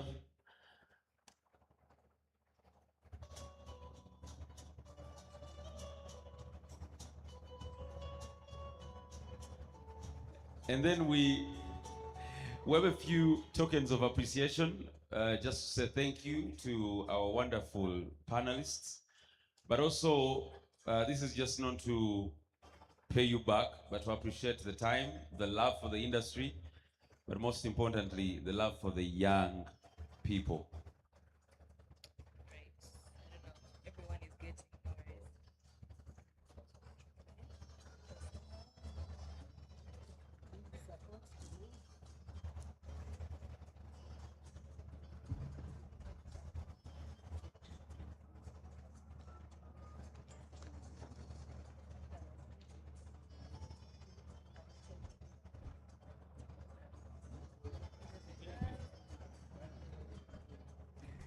The products embedded in there are fully 100% Ugandan products. So, in case of any, let me have a picture of this as we celebrate Uganda. All that you see has been made from our beautiful country, Uganda. So thank you so much. And we believe that this is just the beginning of a beautiful journey. Ladies and gentlemen, I will now... You need a picture? Oh, sure. Why not? We also want to let you know that as you're taking these pictures, please make sure you don't use them for loan purposes. You also want to make sure you have these pictures placed somewhere in your sitting room, in your, and let's keep celebrating such great moments.